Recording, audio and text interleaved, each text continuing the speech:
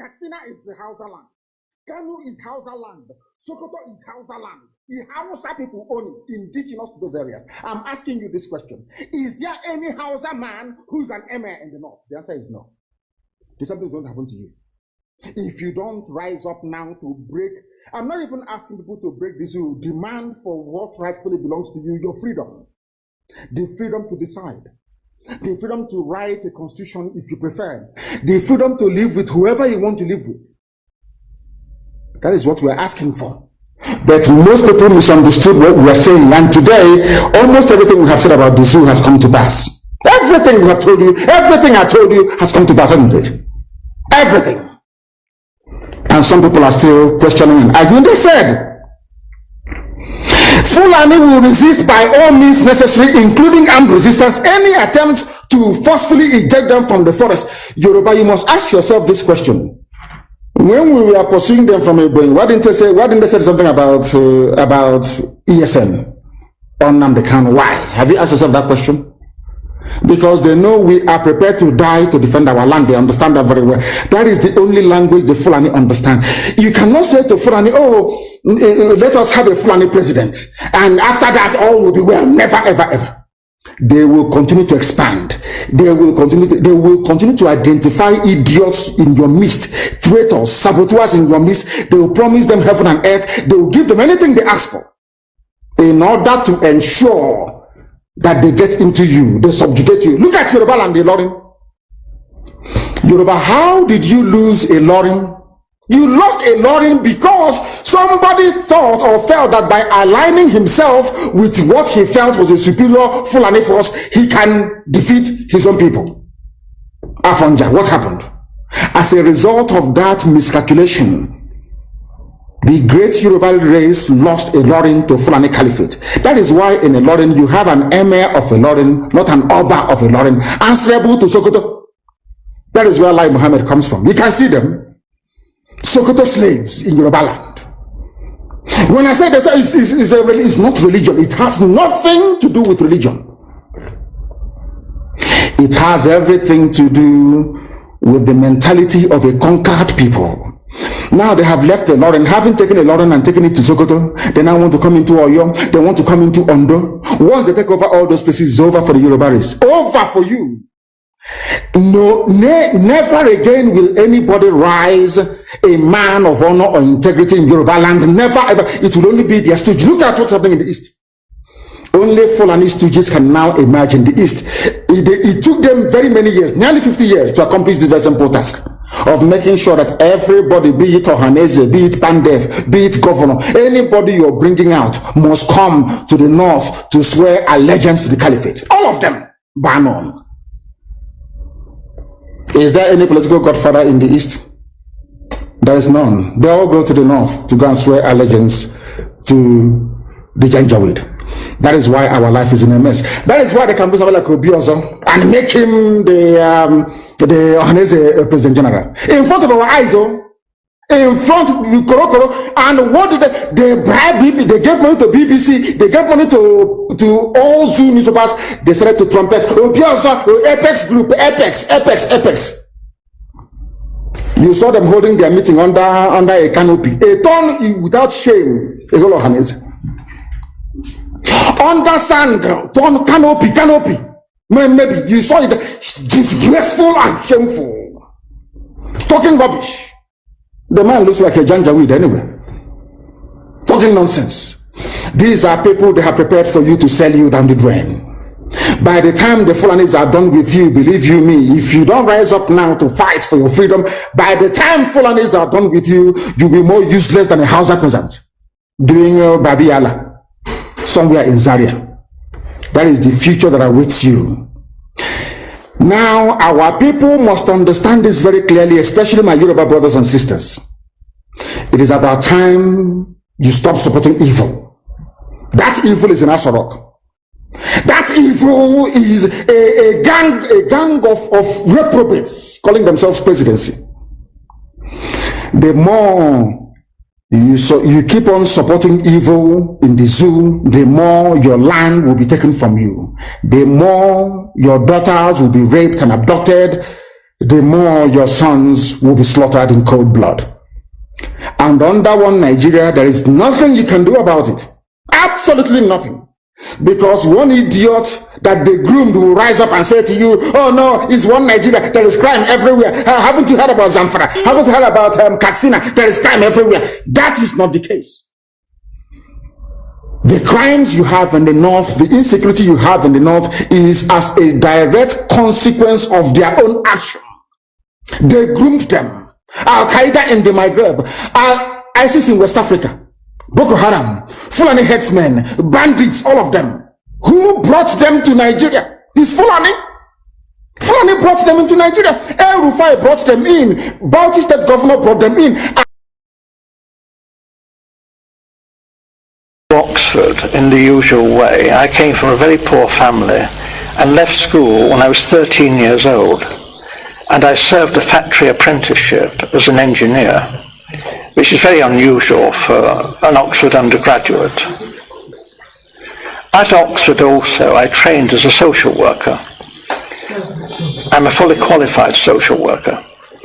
So although, and as a personnel officer too, although the government stopped me working when I returned to this country and I was quite ill, I did a lot of voluntary work from this time on, both in the medical field, in the field of young girls.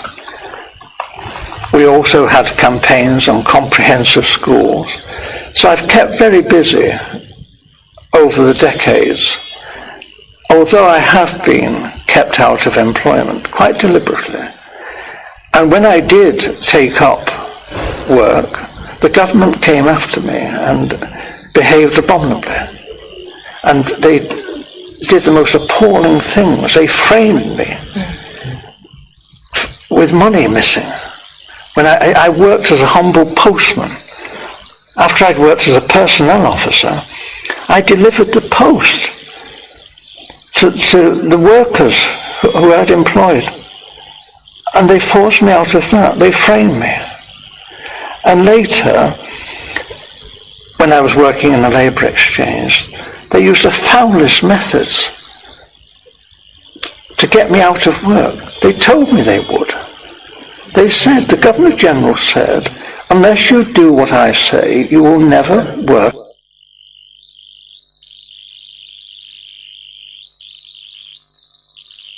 Hello.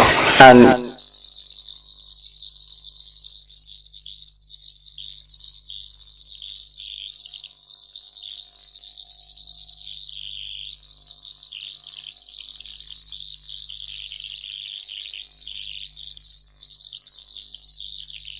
hands of Africa's politics have fallen into the hands of elites, as the Nigerians would call them. These are a class of people who are pure business politicians, and business and politics go together in Africa. You cannot stand as a poor man. I came across a wonderful example the other day from Kenya, where a man who cycled around on a bicycle was trying to get himself elected, and the people just laughed at him, and they say, you've only got a bicycle, what can you do for us? We need a big man with a big car with money. That's the politician we need to.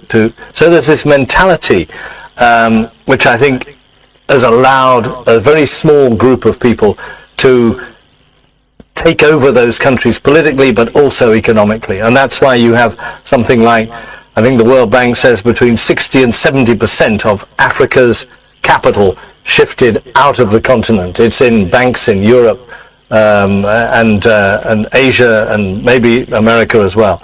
But these people just do what the colonialists did, which was suck the wealth out and shift it overseas. And until that changes, that is, until there's a new generation or even a revolution that actually takes power back to African people, I think those problems, that lack of development, will continue. Africa's politics have fallen into the hands of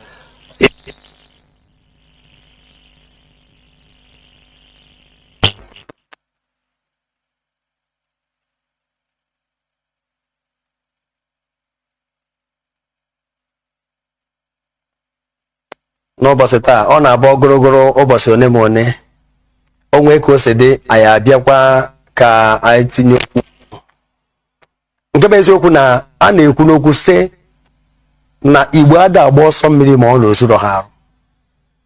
Ọkwa ụfọdụ ife a na-emenụ anyị etibe na mkpu agbanwe egwu agbanwe ọnọdụ anyị etibe na mkpu maka nwanne anyị nwoke Peter Obi ka ọ ghara abụ na nwanne anyị nọ n'iru anyị nwa na ọ n'azụ ọ dịka ife ndị ọzọ na-ezube ọ dịka ọnụ a na-akọ anyị mana nke bụ eziokwu na achọrọ m ịgwa unu ife mmụọ m na-agwa m maka egwu na-atụ m enwe ife m na-afụ mgbe ọbụla ndị ugwu a gbara nkịtị ịma na enwere undertone political undertone iji maatụ ka m bidogoro ife gbasara na ụmụnne ochi Isochi ebe a kwara nwanne anyị nwaanyị lete Sister Osinachi ọkwa unu fụrụ ndị a tọrọ ebe ahụ n'ụdị na ndị ọrụ nchekwa with their intelligence gathering na ha nwere ike ịma na ya enwe traffic ọ na ya enwe such attempt ebe ahụ mana nke a dịrị ọzọ unu nụ Reverend Father agbagburu na Edo steeti ọkwa unu nụkwa ndị a gbara na Kaduna mara na Catholic Church na Kaduna ọkwa ka agbachara ndị nke agbara n'Owo na Ondo steeti wee ruo tata enwebere ofu onye eji aka enwebere onye nwude. Achọrọ m igwu unu nke bụ eziokwu ọ bụrụ na ịfụ anụ ndọgbu ife dịka wolves efu ya ebe ọ nọ n'ome iwee chọọ ka ịzọpụta ya ị na ha na-azọpụta ya ebe ahụ ịgbaba ọsọ ndụ gị maka o nwere uche ịghọta nọ ife ọma ka imeri ya.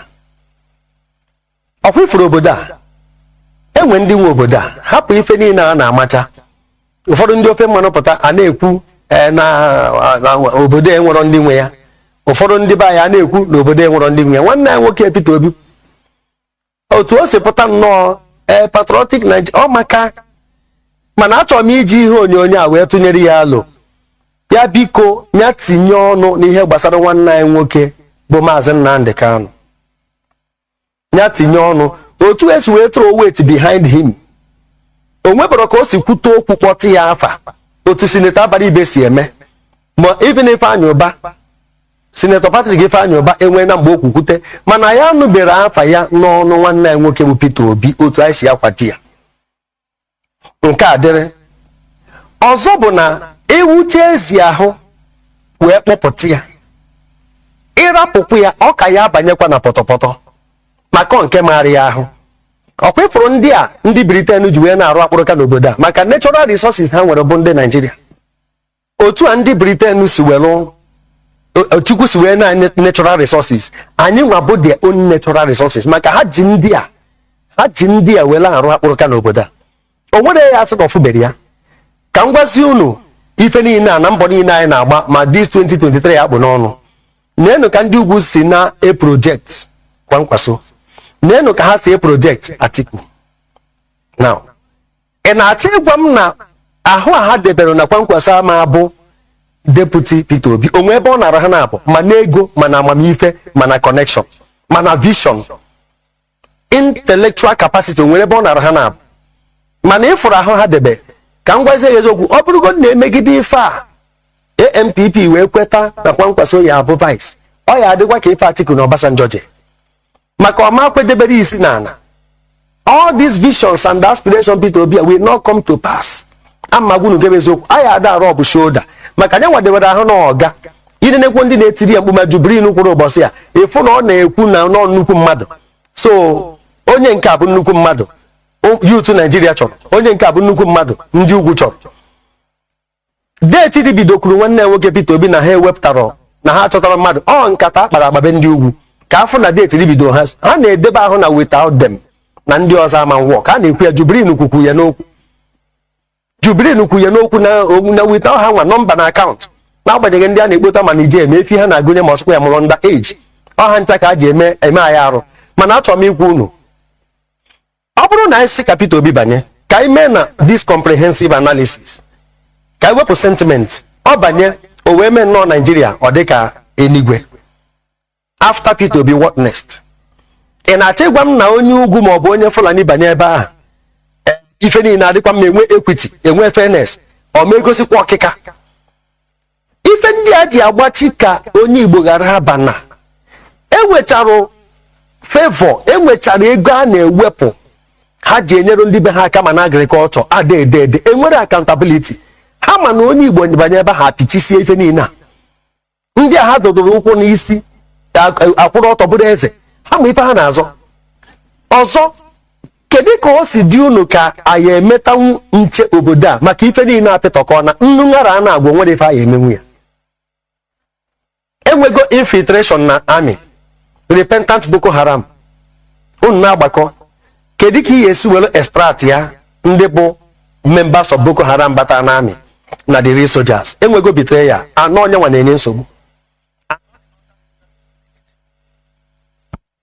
Good morning, good afternoon, good evening, and good night, great Biafrans and lovers of freedom.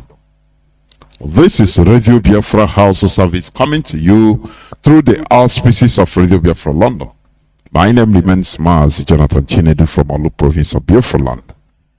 Today is the 3rd day of August, being Wednesday in the year of our Lord 2022. I welcome each and every one of you to welcome your friends and well-wishers, even your enemies. Do not deny them this hallowed platform. Listening to this hallowed platform, please. Because this is where you hear the truth, facts and figures. Things that you cannot hear in the mainstream media. This is where we expose it.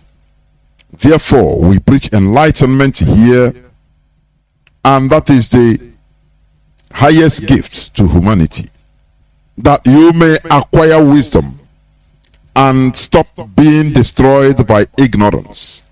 That is why Radio Biafra is in defense of freedom. That is the primary objective. Radio Biafra in defense of freedom. You can never acquire freedom without knowing or understanding that you are living under bondage. It's impossible. Ignorance will make you not to understand that you are living under bondage, that you are not free. After all, you will look yourself and say, look, but I'm eating, I'm going about my normal business, and you don't see any other thing. The same way children that were born by slaves, little did they understand that you can live as a free human being. Little did they understand that they are living under slavery, that they can even do more better while being free. Ignorance will make you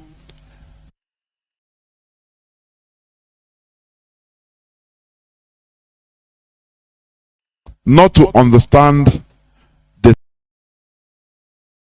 type of your eyes, so that you judge with your brain. You make use of your brain as a human being, because that is why you are called a human being, Homo sapien. Advanced and a human being, to ignorance will naturally go. We run away, we die off from you, and you start being a human being you're supposed to be. Therefore, I welcome each and every one of you to welcome your friends and well-wishers on today's edition of Radio Biafra Hausa-Service, coming to you through Radio Biafra London. Today is this 3rd day of August 2022. Before I continue, let us pray. As long as we come on air every evening, the whole world must listen. As long as we preach this very gospel, Chukwukika Abiyama must be with us. Therefore, without any further hesitation, we must proceed to offer every prayer to Chukwukika Abiyama, who resideth in heaven. Therefore, as we always commence, not from today, but from of old, our Father who art in heaven,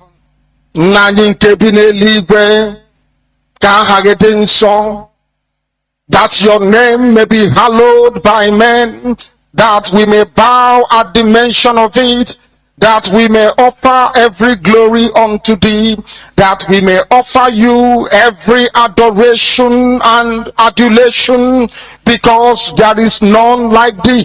You fight our battles for us.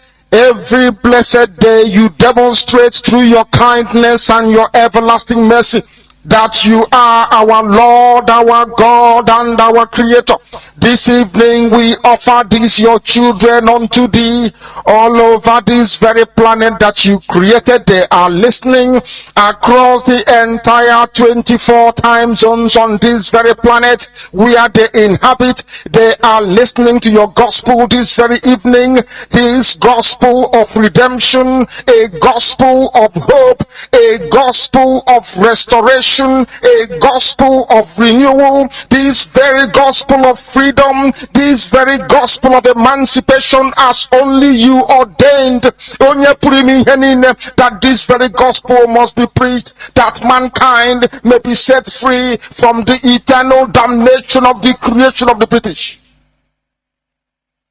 My goodness me, I want to remain in the spirit, because we must worship heaven. We answer your name, O Lord of hosts. Everything about us is designed to offer glory unto thee. We have atoned for our sins last year. This very year we have not only atoned for our sins, we have spilled, we have shed blood, they have shed our blood. We have let our sacrifice be made unto thee. Even on the 30th of August, as we are being felled by the bullets of the enemy, by the workers of iniquity and of darkness, we remain very strong today to beckon upon thee, to ask you for your mercy and for your grace, to ensure that your kingdom is restored upon the face of the earth, that you can bring your healing hand to bear upon the life of those of them that you created for one singular purpose, and that purpose alone, which is to worship you in truth and in every honesty. Is there any way that we have erred? Is there any way that our ancestors may have sinned? We confess before a congregation of the whole of humanity to ask you, O Lord of hosts, to have mercy upon us. You must have mercy upon us. We have suffered enough. We have been subjugated enough. We have been tortured enough. We have been imprisoned enough. We did not do these people anything. Our only crime is to answer your name. Our only crime is to be born your children. Our only crime is to excel at everything that we place our hands into. Our only crime is to exhibit your glory and your blessing, which manifestedly is upon our lives every blessed day. That is why they want to kill us. That is why the British want to join those of them who don't know you, to destroy your creation and your inheritance. You will not allow shame to befall your name. You will not allow the enemies to triumph over the lives of your children, because you created us to exist, to worship, to honor, and to praise you. That is exactly what we are going to do when this Biafra comes. It will come in truth and in every honesty, because we remain every blessed day whiter than white and whiter than snow. Is there any way that we have sinned that you cannot forgive us our trespasses, to enable us to fulfill your own word, which was spoken thousands of years ago, that instead of what you promised not to come to pass, that heaven and earth will cease to exist. You opened your mouth to bless mankind to the coming of Yahweh Yeshua, who came here and said, let your kingdom come on earth as it is in heaven. Those words can never be in vain, because they are anchored upon your holiness and your magnificence. That is why in the end we know that Biafra will come, that these children that we have given birth to all over the world, and their children, and their children, and their children, as long as they give birth to them and they are Biafrans, they will worship you in truth and honesty. Through this very work we are doing, mankind will come to understand you. Let your miracle be wrought in our lives. Let us witness and behold your magnificence, your holiness, your mystery, and your grace under our command. O Lord of hosts, we call upon you. We call upon you to heal. We call upon you to provide succor to those of them who are inconsolable.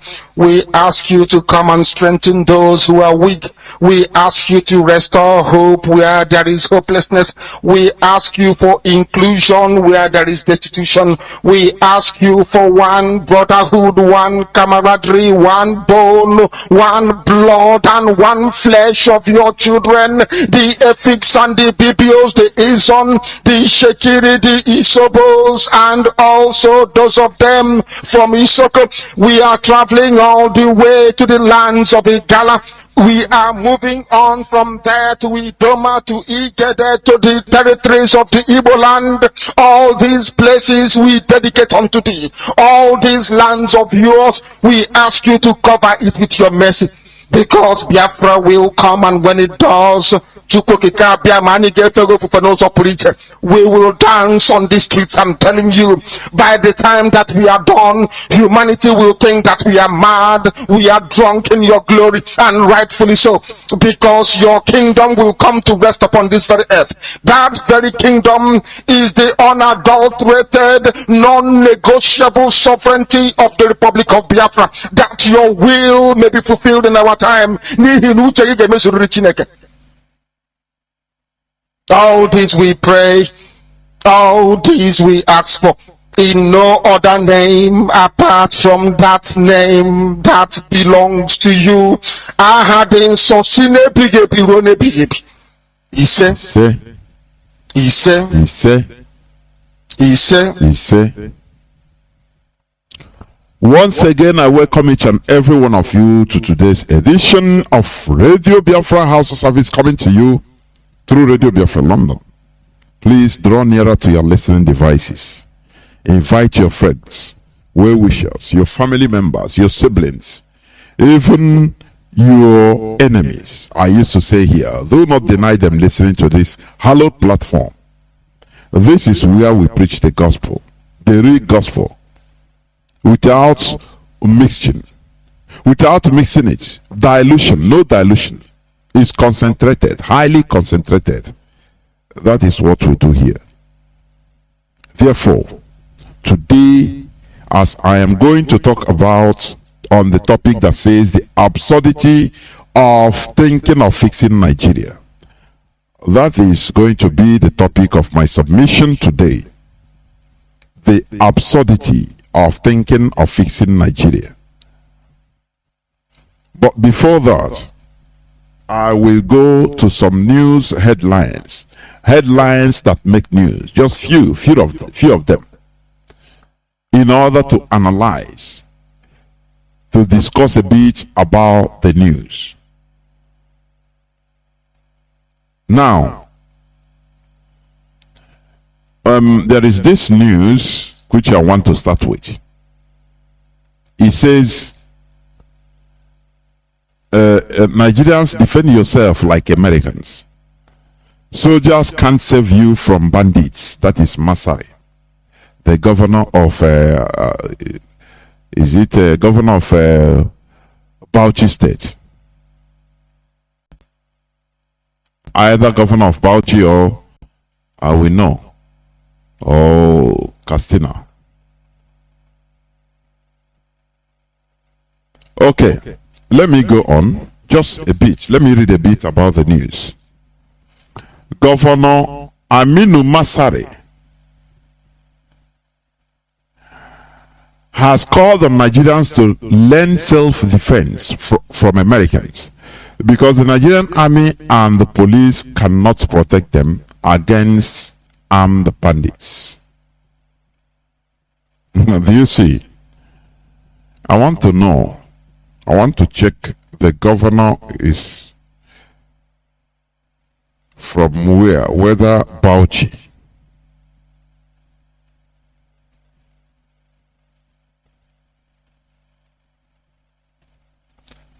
Because that's why. No, it's not Bauchi. Bauchi is Bala Mohammed. This Masari, Governor Masari, is from where? Is for where?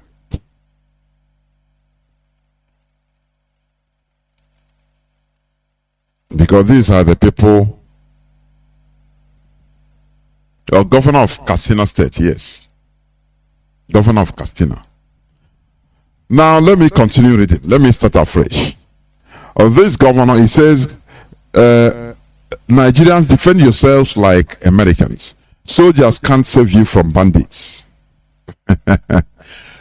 Virtually, what this man is telling you is that Nigeria is a completely failed state. That is what it is. If a government, if a country, a government cannot save, cannot protect her citizens, so what does it mean? For you ignoramus that are moving by sentiment, what does it mean? Because the primary functions of a government is, first of all, to protect its people. That is why there is government.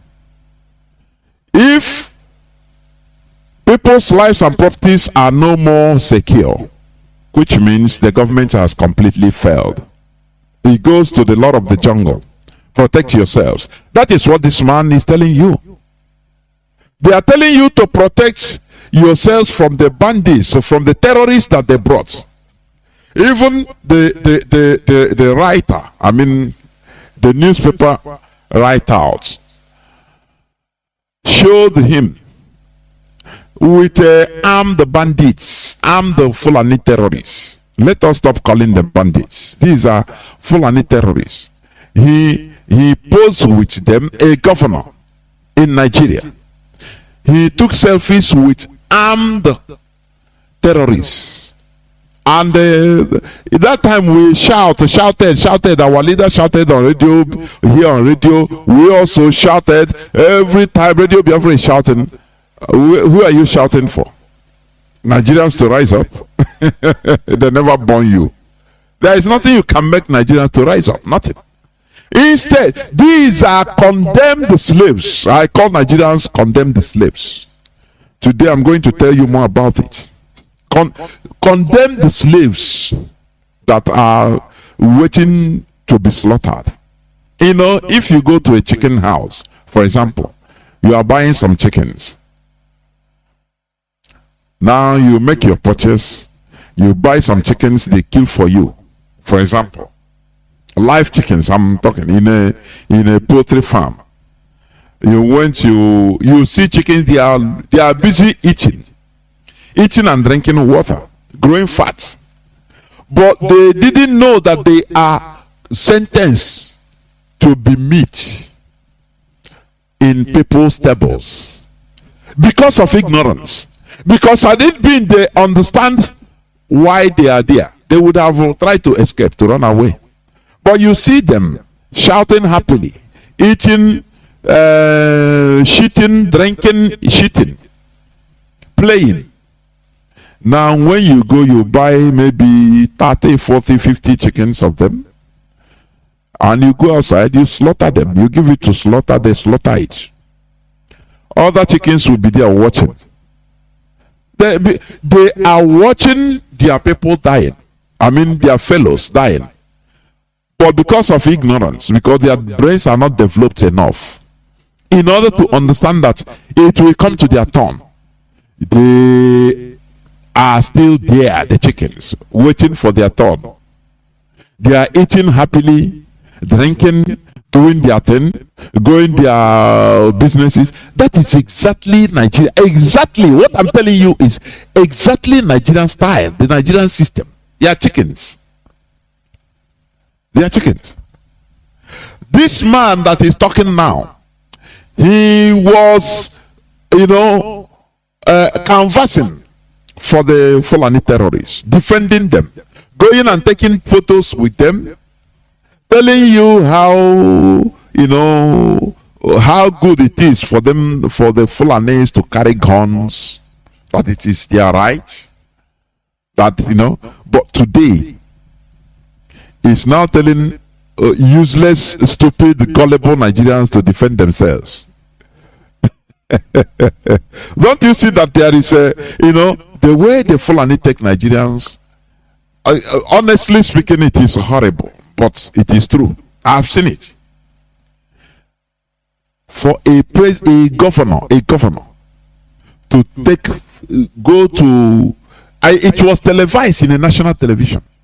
He drove to terrorist enclave, and they sit down, eat and drink. He gave them bundles of money, bought cars for them. They were there with him, armed to the teeth. Television caught it. The national television showed it, and Nigerians were, you know, doing comedy about it. Today, what they have built is working. Do you know? You know, before I used to be annoyed and say, no, Fulani, calling Fulani. But today, I seldom do it, because now I understand the reality in this world. We are in a world of exploitation.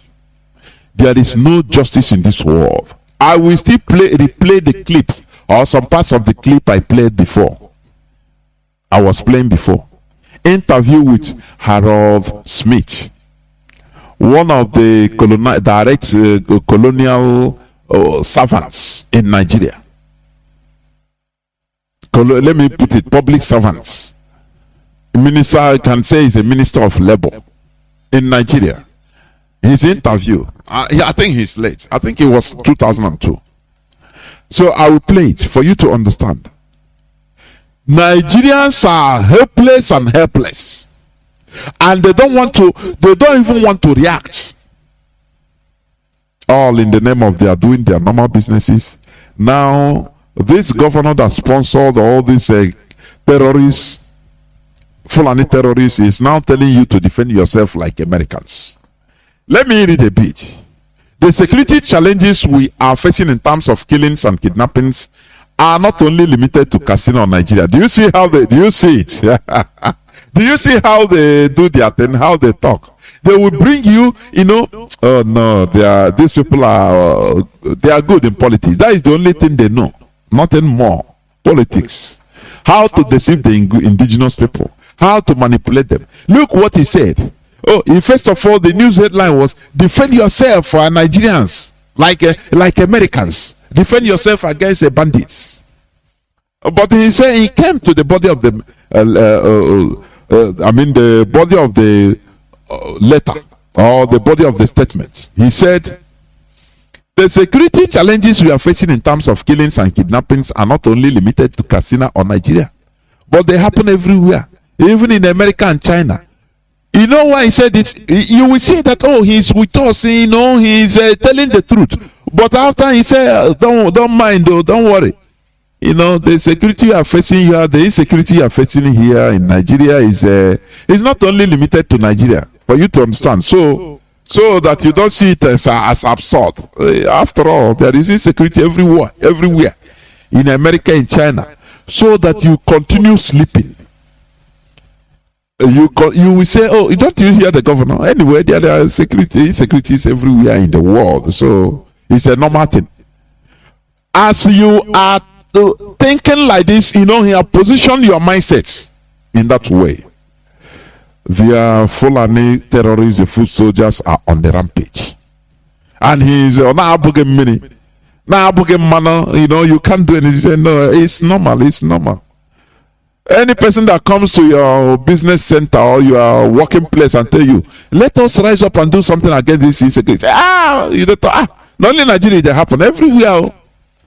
Yes, you start seeing people. This is a saying.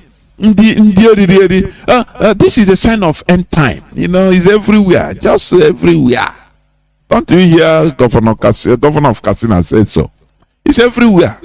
Security is everywhere. So it's not something only limited to Nigeria. So and he continue sleeping. That is how they have positioned you. Do you know that this thing confirm what is happening in Nigeria? The way the Fulanis are manipulating, it shows that man creates man, or man can create man, or modify man. I'm telling you honestly, man can modify man. The Fulani, the British, through the Fulani Caliphate, they have modified Nigerians into walking zombies. People that was only on sentiments. People that cannot or think far. People that are easily, they forget. 15 minutes, they forgot. And that is it. Do you understand what I'm saying? The governor made this charge while speaking on Monday during the 2022 special prayer section in commemoration of Yamushuku, that is Thanksgiving Day for Katsina. This is what they are good at. Don't you look? There is something I want to declare to Nigerians today.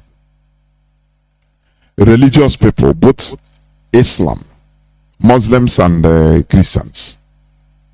Please, mostly these two religions, because these are the religions that are tormenting the world as of today. Let me tell Nigerians, for the facts that you see these politicians, these looters, these demons coming to churches, being in the altar and praying with you in the same altar, in the same church, the same religion that you are in. Now, you know that these people, they are doing everything against what you believe as in the religion. They are killers, direct killers. They use human beings to sacrifice in order to get more power, to get more influence, so that when they talk to the public, they will, obey, touch and follow. They loot. They do all kinds of evil. For the fact that these people can come in the mosque and lead prayers and make public statements in the altar of Islamic altar, on Christian altar, don't you think that you're supposed to even renounce and say, no, I'm okay? if these people can come into this place, become even saints, be regarded as saints, be accorded podium in order to speak as saints and lead in prayers in Christianity and in Islam, these points supposed to have made you, knock you off that religion. I'm telling you honestly that no more. I'm okay. There is a type of injustice or people of injustice that you could see is supposed to cause you to react, even in your religion. Steve Jobs, do you know why Steve Jobs, the founder of Apple, he renounced Christianity? He never attended to church any longer because of Biafra war. He just saw a newspaper cover, and he picked that as a young small boy. That newspaper cover, the photo he saw there, photo of Biafrans suffering from kwashiorkor, I think in 1967 or 1968. Kwashiorkor, with stomachs protruding, tiny legs, big heads. And Steve Jobs took this cover, this newspaper or what do you call it, magazine cover, and took it to his Sunday school.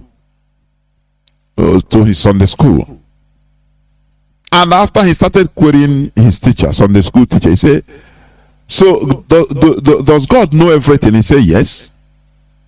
So God knows tomorrow from today? He said, yes. God knows what is happening everywhere and he has control over everything. Say yes. Why are you asking? He brought out that cover photo of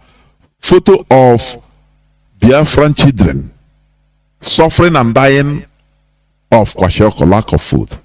He said, do you see this photo? So does God know about these children, that they are going to suffer like this? And he keep on, is it the God of the Christianity you are talking about? And he kept quiet, allowed. What have these innocent children done? What did they commit? And the Sunday school master was amazed. He was dumbfounded. He don't know what to say. Because he first of all asked him everything. Do you see? He said, so God knows everything. He knows that he have control over everything. He said, yes. So the God of Christians, you know this? He said, yes. So with the church Sunday school, we are coming to worship this God. He knows all this. He said, yes. He brought out the photo. He said, so God knows that these children will suffer like this. And he didn't, control it. He didn't stop it, prevent it from happening to them. And he's still allowing it. And you want me to continue coming in order to talk about this God? He said, no, I'm no more stepping my foot on Christianity, on any Christian church. He renounced Christianity. And he became a billionaire. Do you understand? He became a billionaire. Do you understand that? So what I'm saying is this. People that see all these politicians in the altar, being given the best seat, being given the holy of holies in Islam, in Christianity, and they have the podium to speak, to tell you about how God, to lead in prayers. Only that should knock you off. You should say, look. If all these killers can sit down in the altar and praying and commanding, making statements, and they didn't fall down to die, I'm telling you, I'm renouncing this religion. That is how people that reason behaves. That is how people that reason behave, whether you like it or not. So this governor, he was leading on Monday. He was leading a special prayer, and he's now telling Nigerians, defend yourselves from these terrorist killers, Fulani terrorists that they brought in from everywhere. Mr. Masari, who I once charged Katsina residents to use their teeth in self-defense against the bandits, added, don't lock yourself inside and say it is the responsibility of the government or police to defend you. How many people will the police defend? But if you defend yourself, you will reduce the work of policemen and soldiers. Do you see? Do you see in the caliphate?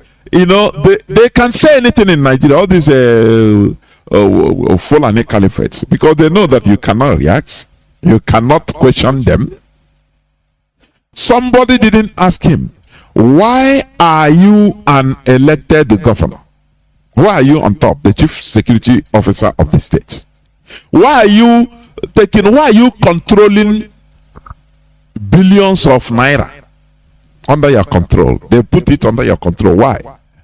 And now you are telling us that the government cannot protect everybody. Do you see in Nigeria? That is in Nigeria. You hear everything. There is nothing nothing. There are things you hear in Nigeria, and your ear will be blocking. But they allow it to go. Highest thing now, they use it to do comedy. That is where sometimes I watch all these comedians. I watch them with dismay. They are part of the problem. I'm telling you. They joke with everything. You will see now they will go and use it. Oh God, they say government.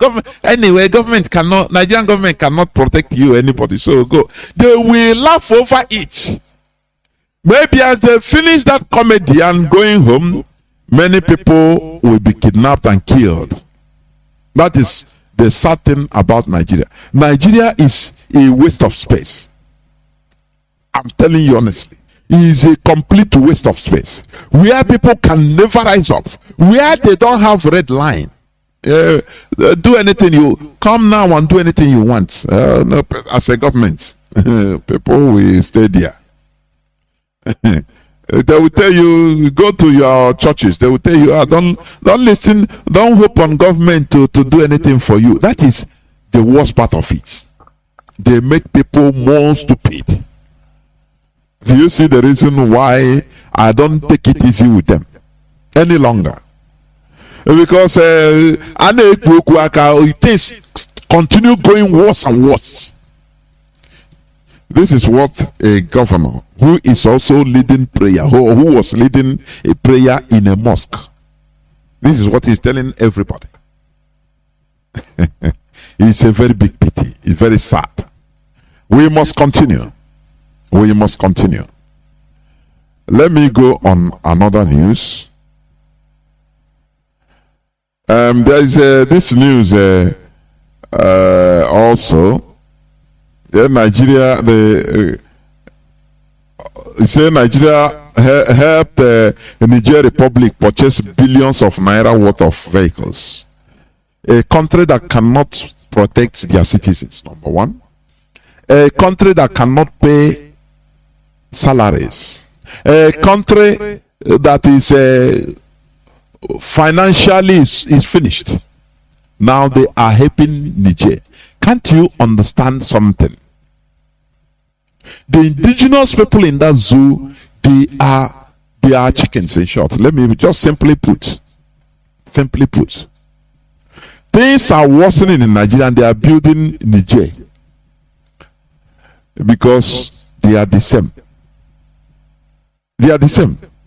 Whereby you are in calling yourself South. Oh, these people, you are Southeast. Oh, you are Igbo. You are Southeast. We are South. I'm a Deltan. The Fulani, they are busy making sure that to enrich their brothers from another country, per se. Who is foolish? I have distanced myself long time ago from this wailing, crying. Why are we suffering? Why we are suffering is of our own making. Complete. Is of our own making. Whereas the Fulani, the Nigerian government, the Fulani in the north, they are building everything in Niger, another country. You Ebema in Imo, Ebema in so-called River State, another state in the same country, we say no, we are not Igbos. Oh no, I'm South. Do you see why I call our people very primitive set of human beings? Extremely primitive. How I wish that we come out of this primitivity and refine our characters and be civilized. Do you understand? It will be good for us. Why you are busy putting blockades against your own blood? Oh, I am not Igbo, I'm a Deltan. And you look at I'm a Deltan. Which tribe are you? No, I'm from South. As you are busy doing that, slicing yourselves into piecemeals. Piecemeal. You know why they call it piecemeal? When you bring a load, 1 kilo of akpo or gari, eba. Let me give, I like to bring it low so that you understand. Piecemeal. When you bring you prepare gari for yourself with nice soup, you load it in a plate. And maybe when you measure the kilo, when you do the measurement of that gari, it can be up to 1 kilo, but lumped together. How do you eat? How do you put it inside your mouth? Answer me. How? You southeastern. You take it piecemeal by piecemeal. That is why they call it piecemeal. You use hand as our way of eating it. Use hand, take little, Inside that little you take, now you mold it little, the one that can enter into your mouth. Because you know that you cannot carry the whole of the bio prepare and put it inside your mouth at once. It is impossible. But little by little, if you are taking it lump by lump, piecemeal by piecemeal, you can finish the whole gari that is of more than 1 kilo. Have you now seen the meaning of piecemeal? That is what we have turned ourselves. Piecemeal by piecemeal. I am not Igbo, I'm Niger Delta. I am not Southeast, I'm South. I am not this, I am that. As you are slicing yourselves into piecemeal, the caliphate is taking you, swallowing you one by one. You slice yourself, oh, Niger Delta, oh yeah, swallowed. Oh, Delta, no, swallow. Oh, Imo, swallow. Ebony, I'm Ebony, yes, swallow. I am a Rivers man, I'm not a Igbo, swallow. Piecemeal by piecemeal. That is what it means. As you are busy in your very retrogressive mentality, doing that, the Fulani with their civilization, they are gathering their whole Fulani everywhere in Africa, sponsoring them, building things in Niger Republic, building railway lines up to Niger Republic, which is in another country. Don't you see that? Who is wiser? Just tell me, between you and them, who is wiser? They are wiser. That is why they are on top. As I say, this world is a world of exploitation. You use what you have. If you have brain, bring it for your advantage. If you have power, bring it. You use it to your advantage. Anything you have, you bring it to the table. If you don't have anything, you become a slave. You become exploited, the victim, the prey. That is how the world is. Today, Nancy Pelosi, he visited Taiwan. I was watching it, I was laughing. I said, look, this world, we that is expecting justice, that is rubbish. There is no justice in this world. This world is anything you can use in order to bring down another for your interest. Do it. And you see, do you understand? If you use power, if you have power, use it. If it's diplomacy, use it. Use it. You can use and use it.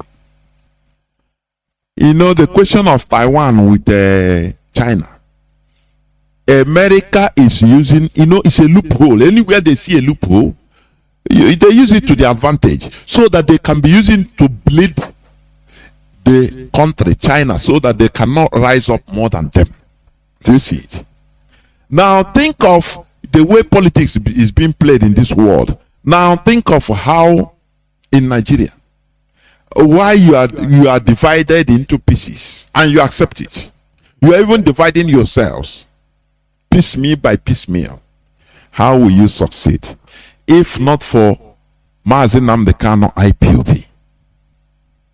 That is why every morning you wake up from your sleep, you remove your cap and doff for Mazi Nnamdi Kanu, doff for IPOB, for at least the awareness that is being created.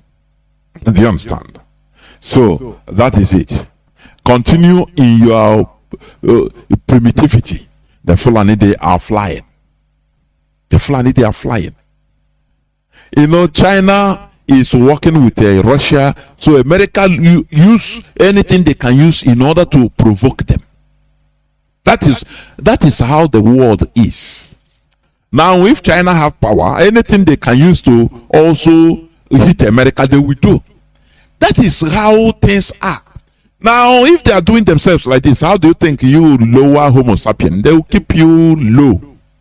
Continue keeping you low by being with the people that are non-entities, miserable, the Fulani, upgrading them over you. You understand? So that you cannot have any power, you cannot develop. You continue thinking, a time will come, you start thinking like cow. After all, I'm watching where the Nigerian military now, they are cow headers. They are escorting cow in Enugu. Escorting cow now with gun. Nigerian military escorting cows in Enugu. I'm just watching it here. Do you see how bad it is? Do you see how bad it is, please? No person wants you to grow up. But it is natural. But the problem or the main issue is, do you want yourself to grow up? You have to force yourself to grow. That is the word. If forget about those that are lecturing on democracy. Sometimes I look at it, I say, look, I'm telling you. Oh, democracy, multiplicity in voices in a country. So, but why are they fighting against democratizing the world? Or the world order? Why they want only monopoly? If Russia rise up, they don't want Russia to talk, so that there will be complete monopoly of everything. So I see this in this world is a committee. I'm telling you, do anything you can for you to survive as a people. I'm not talking about the individual, as a people. Oh, democracy, oh, multi-party, down. You are bringing down world democracy or world order democracy. Is that not a cause for people to look into? Oh, you want democracy in the country. Oh, you promote democracies in countries. But when it comes to the world stage, you want only you to be monopoly. You don't want, if you talk, another person will say no. This thing you say, no, it's not good. They challenge you. No, you don't want it. But you are promoting democracy. Do you see how awkward, how bizarre the world is? Sometimes when I think about this, I say, now we are in a very corrupt world. And Nancy Pelosi have visited Taiwan. Taiwan won before, and now China is warming up, doing a military exercise. So we don't know, because this is a world we are in, where people want to subdue others. It's a natural thing. When I talk to Biafrans about it, stop wailing. Only thing you can do build yourself. Stop being piecemeal by piecemeal. You know, I am South, I'm Niger, that I'm not able. Come in a bunch, build your force and resist. That is the only thing. Otherwise, you continue being swallowed as piecemeals. That is the reality of the world.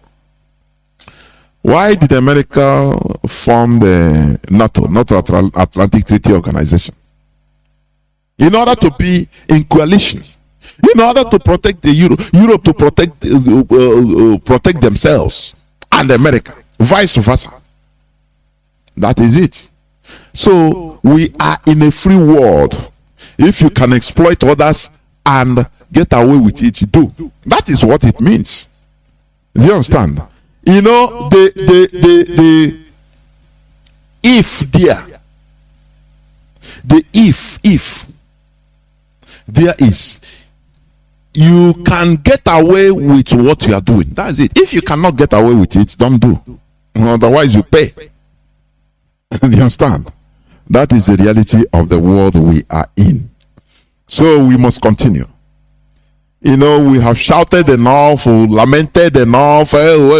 Thank God that the Biafrans now are understanding. No person comes again to say, oh, the international community, we are not helping. We are not. They want you even to. They want you to all perish, because they see you as a waste of space. Imagine that no human being living in Biafra land. How glad the Europeans would have been. Do you know Dutch Welle is another BBC, which we have to contrive with? Dutch Welle, that is a German radio television.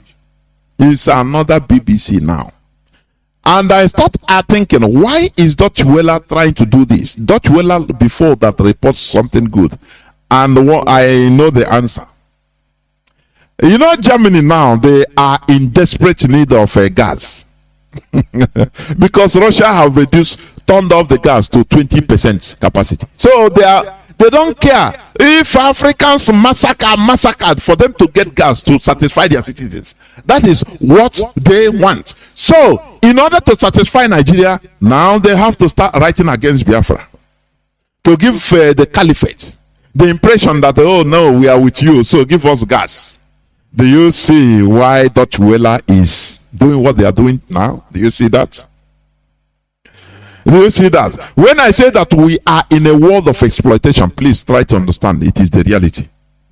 That is why we are trying to rise up in order to build a civilization so that we will be on top. We will no more be exploited. We will be exploiter. That is the reality. We graduate from being exploited and become exploiter. In this world, you have to be either exploited or exploiter. You must give or take. That's it. You cannot be a neutral point or hermaphrodite. You have the two sides. No, it is impossible. You give little, you take more. And why the little you give, you blow your horn, tell the whole world as if what you are giving is even more. You are not taking nothing, like the Europeans are doing in Africa. Oh, we are giving them aid. Oh, we are giving this and that. Oh, you see, we are feeding them. Oh, we are giving them government aid. We are giving them military aid. We are giving them financial aid. We are giving them health care aid. But they don't tell you that you never hear them at least divulge that, oh, only France is stealing, looting $500 billion from the 14 francophone countries. Only France. So they don't tell you how much England is making a day only in Nigeria. No, they don't. You don't know. But what you hear is how they are giving aid, this and that. That is the world we are in. If you can be able to exploit, do. As long as you can get away with it. That is what is happening. Do you think that America, Nancy Pelosi that went to Taiwan, do you think that a country like, for example, let me say, Spain, can send their senator, their Senate majority leader, or their high-ranking politician to go visit Taiwan, to the chagrin of China? Do you think they can do it? Spain can never try it because they know their limits. They play their limit. You understand? Oh, but this is it's only America that can do it because they know what is behind them. We are in a world of exploitation whereby you choke your competitor. You try to weaken your competitor with anything available.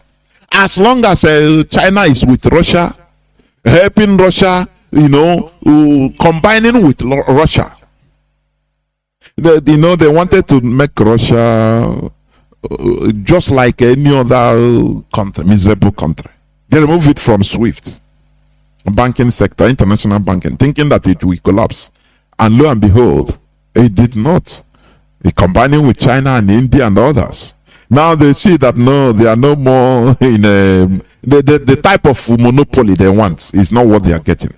So why am I saying this? I am giving you these examples in order to steer up your mind, to stop wailing, always wailing. Rise up to the challenge. That's it. This is a world of exploitation. I'm saying it. As you are gullible, the indigenous people in Nigeria are gullible, the Fulani are flying higher. They are flying high, doing their thing, massacring you all the time, using Nigerian military to protect cows, whereas human beings are perishing. No, Nigerians, no. We must continue. We must continue. Insecurity. Kogi government shuts down brothels, bans wearing of face masks in public places. When they are, let me tell you the pattern of the Islamists or Islamization or Fulanization through Islamization, their pattern is multifaceted tentacles. When they see a bar, they call it a brothel. A bar, or hotel that sells beer, they call it a brothel.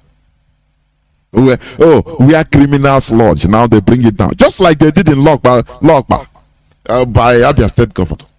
Oh, brothels are where criminals are hiding. So you bring down people's houses, say criminals are hiding there. Where are the criminals? Do you see a failed state, a failed country?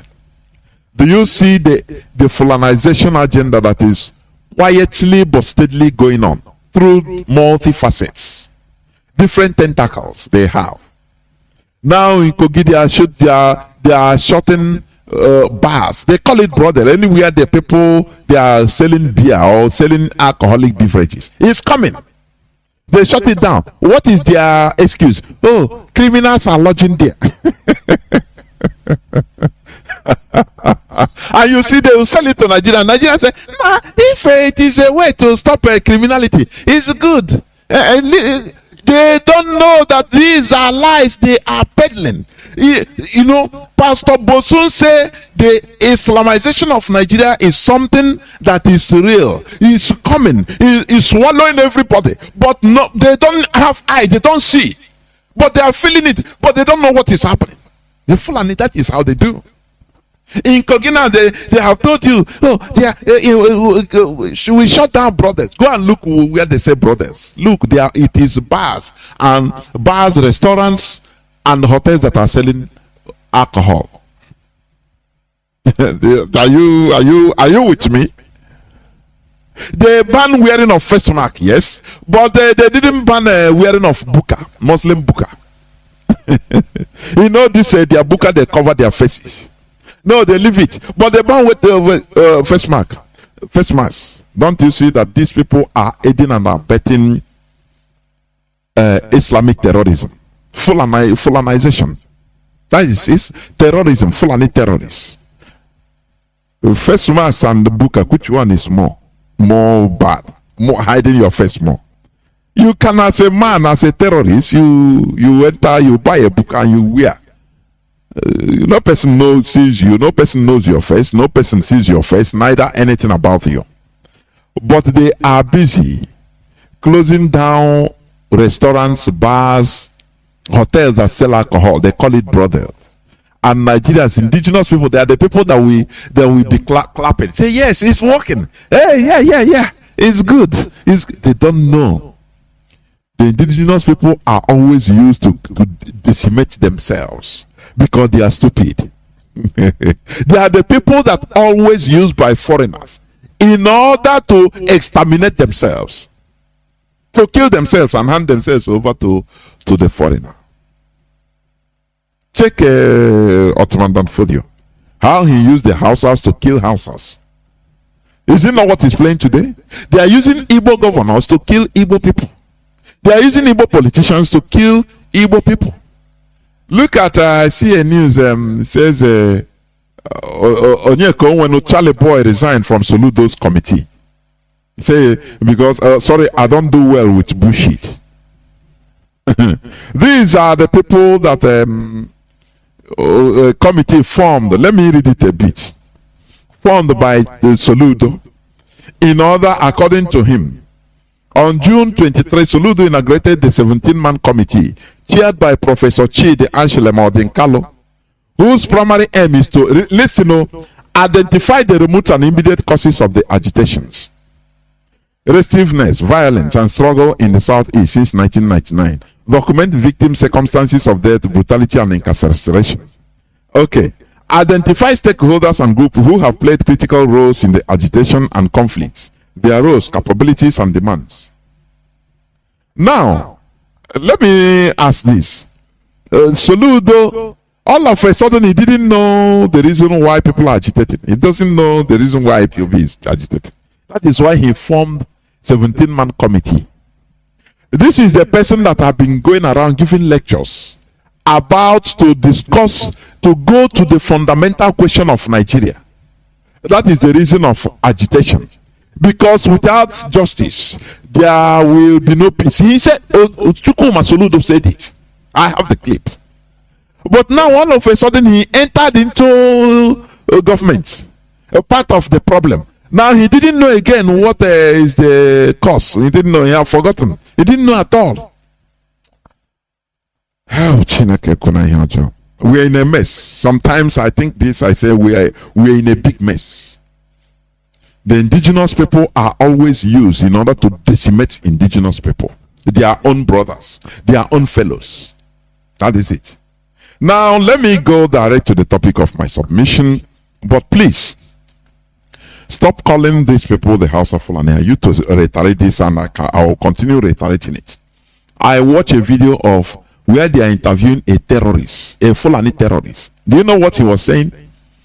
He was saying, calling the House, I say, please, let us come back as one.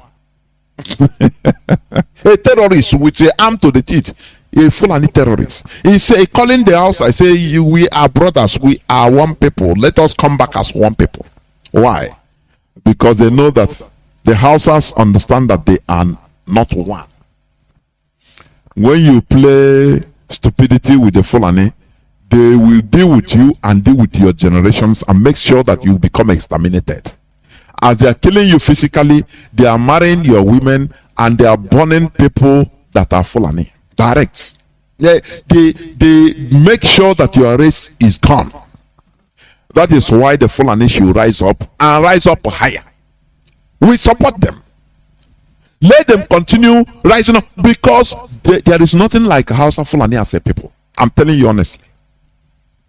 The origin of this Hausa and the Fulani friendship, so-called love, it started with Ottoman Danfodio.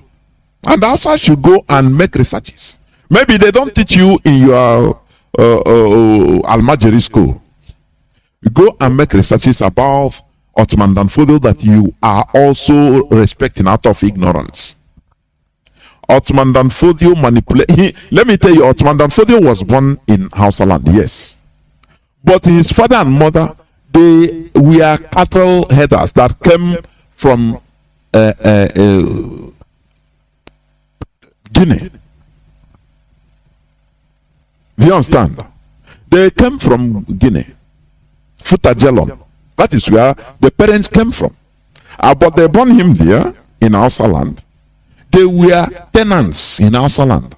All of a sudden he started preaching to Hausas. Hausas that know Islam, doing Islam to their own, in their own way.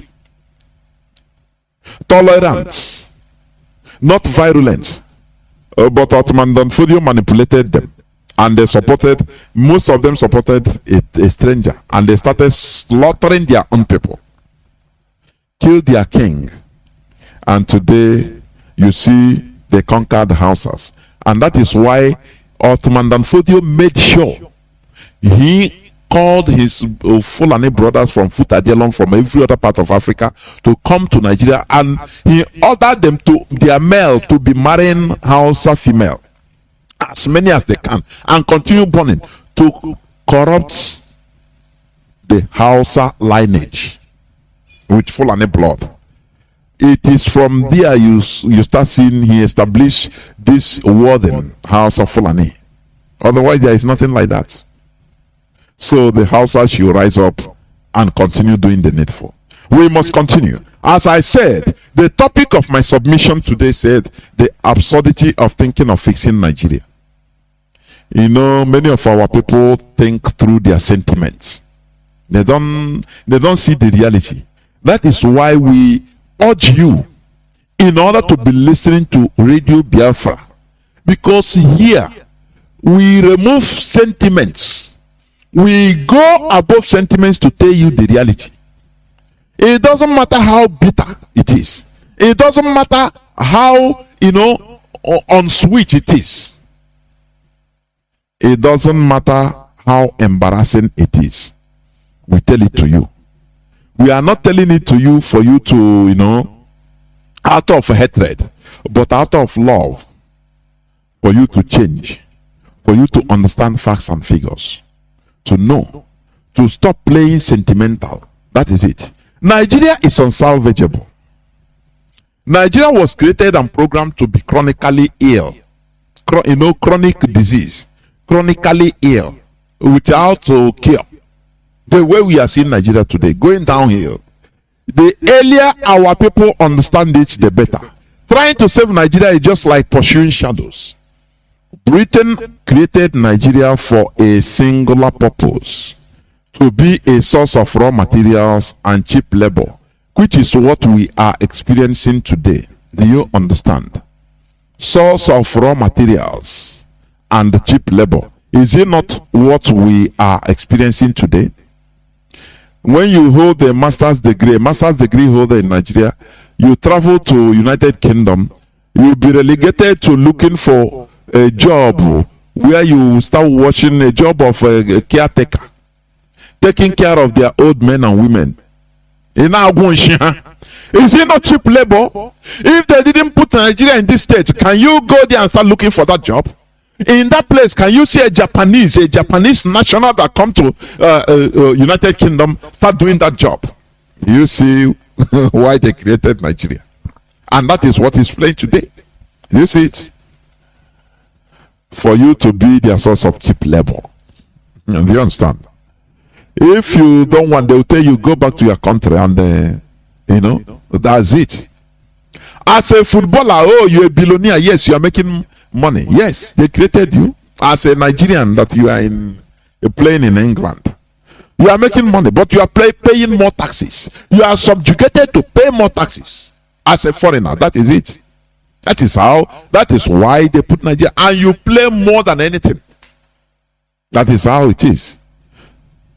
To be a source of raw materials and the cheap labor. You understand? That is why Britain created Nigeria. For that singular purpose. So that you don't grow. So that you don't grow as a human being. You will never grow. They curb you. So that you start every time you are carrying files, carrying your curriculum vitae, looking for visa to United Kingdom. Begging. So that when you go to United Kingdom, you lie. To chop aduro, to teach asylum, you have to lie and degrade yourself that you are homosexual. That is why they are persecuting you at home. And that is why you are here in London. Or you are here in Europe. You claim what you are not. You disgrace yourself. And before you know it, they will test you. They will start smashing your ass as a man. And people at home, they will not know. Now, secret, all these things. People at home, they don't know. They don't know. One brother on Italy. Amaro your name. Amaro na we must expose it as it is. Because this is what Britain put you into. They want you to be like that. Here we talk it as it is. Yeah, brother, brother, send the egg, send Maro, enjoy us on Katamambuza, na company of Katamambuza. I don't know, because this is what the Europeans, Britain have sentenced us to be. In a situation like that, source of raw materials and cheap labor. Do you understand? That is their singular purpose. Not for you to grow, but you being a human being, you have brain. We have brain. That is what IPOB is trying to propagate. We must make use of our brain in order to remove ourselves from the way they created us, or what they want us to be, to what we want ourselves to be. That is why we are fighting. It doesn't matter people that are through their individualistic selfishness. All they want is money, money, money. They don't care about what their character, what it will bring to a people. This money, you make it, and afterwards, you are dead. All the catastrophe your selfishness costs will be haunting the future generations. If you understand, Okpa Biaseka is an example. Azikiwe is an example. Ifajuna is an example. Ifajuna, I think, is his siblings now, his children. They have changed their name. Emode. People that are sportsy. They do sports. They do music. They do this. Emode family. Why do they change it? When their father was there, being thinking that that is selfish interest is it doesn't matter. But today, his children are no more answering his name. Do you want to be like that? Bring down this your selfish behavior. That is it. So that we shall accelerate as a people. You understand it? So do not forget that I'm talking about the absurdity of thinking of fixing Nigeria. It is absurd. Now, I want us to get example. I want to give example with India. It's a practical example. India. You understand? I want to give example with India. India was a very big country, amalgamated, cut and join everywhere. The same way they amalgamated Nigeria. Just Britain did it just for their own interest. They formed a very big, giant Asian zoo in the name of India Raj at that time. On 14th of August 1947, the new dominion of Pakistan came into being with Mohammed Al-Jinnah sworn in as its first governor general in Karachi. The following day, 15th of August 1947, India, now Dominion of India, became an independent country with official ceremonies taking place in New Delhi. Jawaharlal Nehru assuming the office of Prime Minister, and with Viceroy Mountbatten staying on as the country's first Governor General. Gandhi remained in Bengal to work with the new refugees from the partitioned subcontinent. I will tell you a little story about it. Gandhi, he is the father of India. He used the non-violent attitude in order to get independence of India. But he became so emotional. I should say, in my own this is my own view. He is a very big person. But he became so emotional in order not to see what others are seeing. You understand? That is why he didn't care to be the first Indian's Prime Minister or Governor General. Instead, when independence was being celebrated, officials being named in New Delhi, he was in Bengal. He was addicted to working where you want everybody to be one, maintain that big zoo, Indian zoo. Refugees, Muslim refugees and Hindu refugees that we are crisscrossing each other because of the creation of the two states. He was fascinated and want to be the father of all.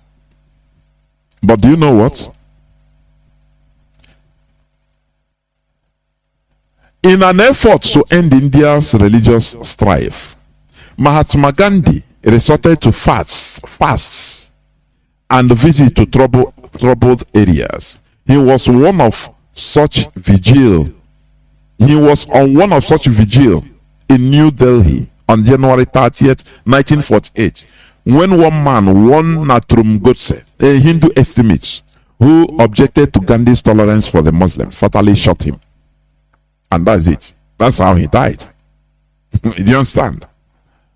Because sometimes you cannot be more merciful than God.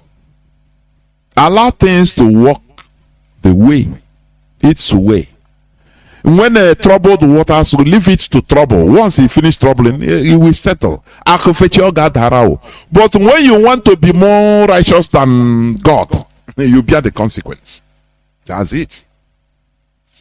Mahatma Gandhi was killed by a Hindu extremist because he was disgusted. He said, what is this man self? Every time he is addicted or with all this, he said, leave them alone. Let them be their own country, and let us be in our own country. Come and let us build our own country. You are always moving with a Kega, the father of all. The man killed him, and heaven did not fall. Do you see how I can say white or yellow people in general? Okay. How they reason? They have red lines, and that is why they have good countries. One individual can take responsibility without anything. Do you see the other time one MP, British member of parliament, was killed? I think few years back another one was killed also by one person. He didn't wait for government to give order. He didn't, because the policy, he is disgusting. Or, he don't like the policy of that person, that member of parliament. He was targeting the person until one day he killed him. By now, he's there in jail. He doesn't care, it doesn't matter. He have expressed his opinion. That is it. And that is why now you see white politicians, if they are making their policies, they don't care, they don't think only about themselves. They care their people, because they know what their people can do. It is not a place like in Nigeria whereby politicians say, oh, people are cheap. People become so cheap that you can buy somebody with 1 cup of rice. He starts singing your praises. That is the difference. And the people used to say, hunger is in Nigeria. I say yes, but that shouldn't that is not the problem. I'm telling you honestly. That is not the main problem. The problem is that Nigerians are cheap already. They are cheap. They are gullible. They are cheap and stupid. So hunger, you cannot say this and that about hunger. Yes, there is hunger.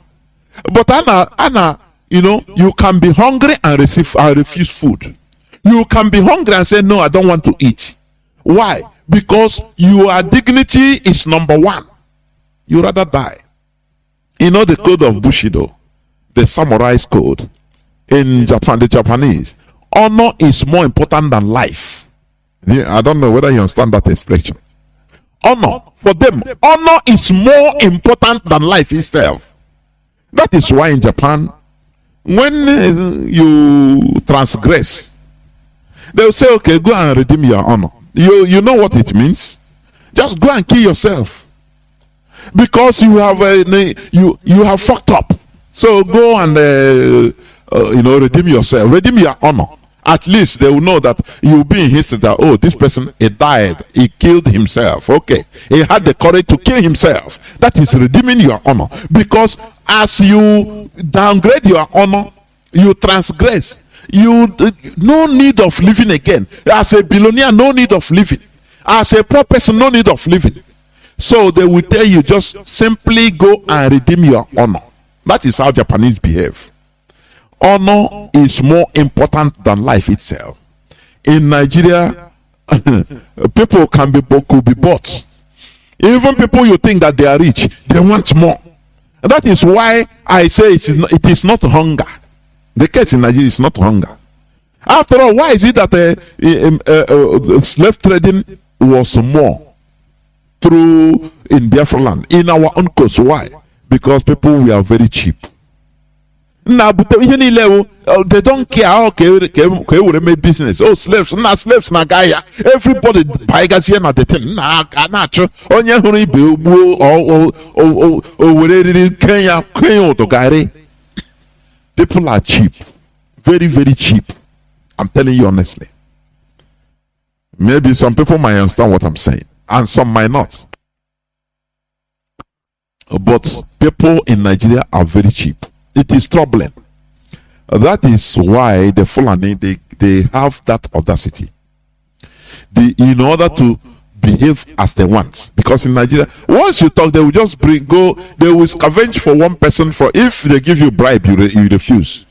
Now they scavenge for people around you. They will see people are already, they say if you collect, another person will collect. Do you understand? If you don't collect, another person will collect, and he will still do the job for them. They boast. And before you know, the person is doing it already. Even with half the price they wanted to give to you. Don't you see in IPOB? Don't you see people that are, willing tools everywhere? They go, money is their God. Can they bind under IPOB now? They pretend.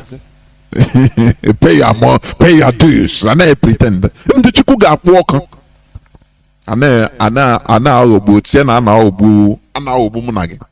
They are dealing with themselves.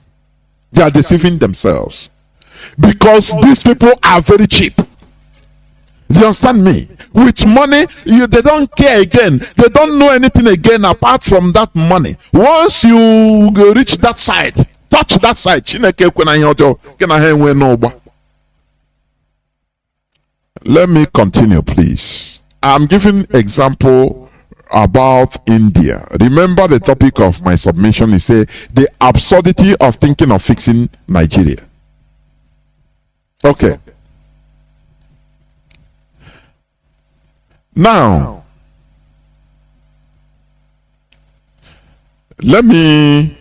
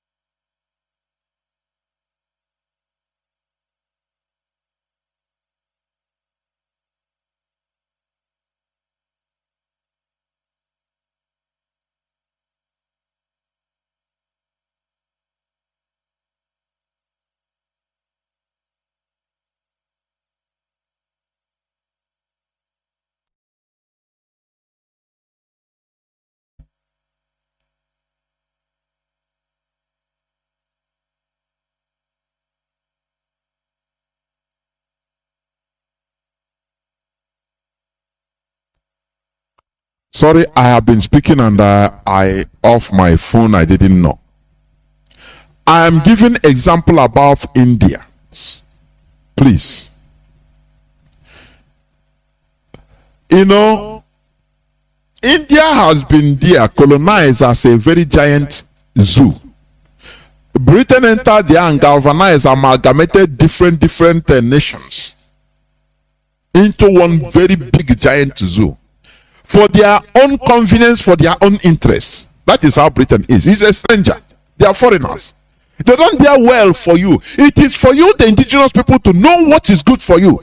Because foreigners, what they want, they came all the way, thousands of kilometers, they come in order to subjugate you. They came there in order to permanently suppress you to nothing. That is the reality. Therefore, it is for you, the indigenous people, to rise up and do something the way Indians did. That is what I want to let you know. The example I'm giving today, please. I want to read. Now,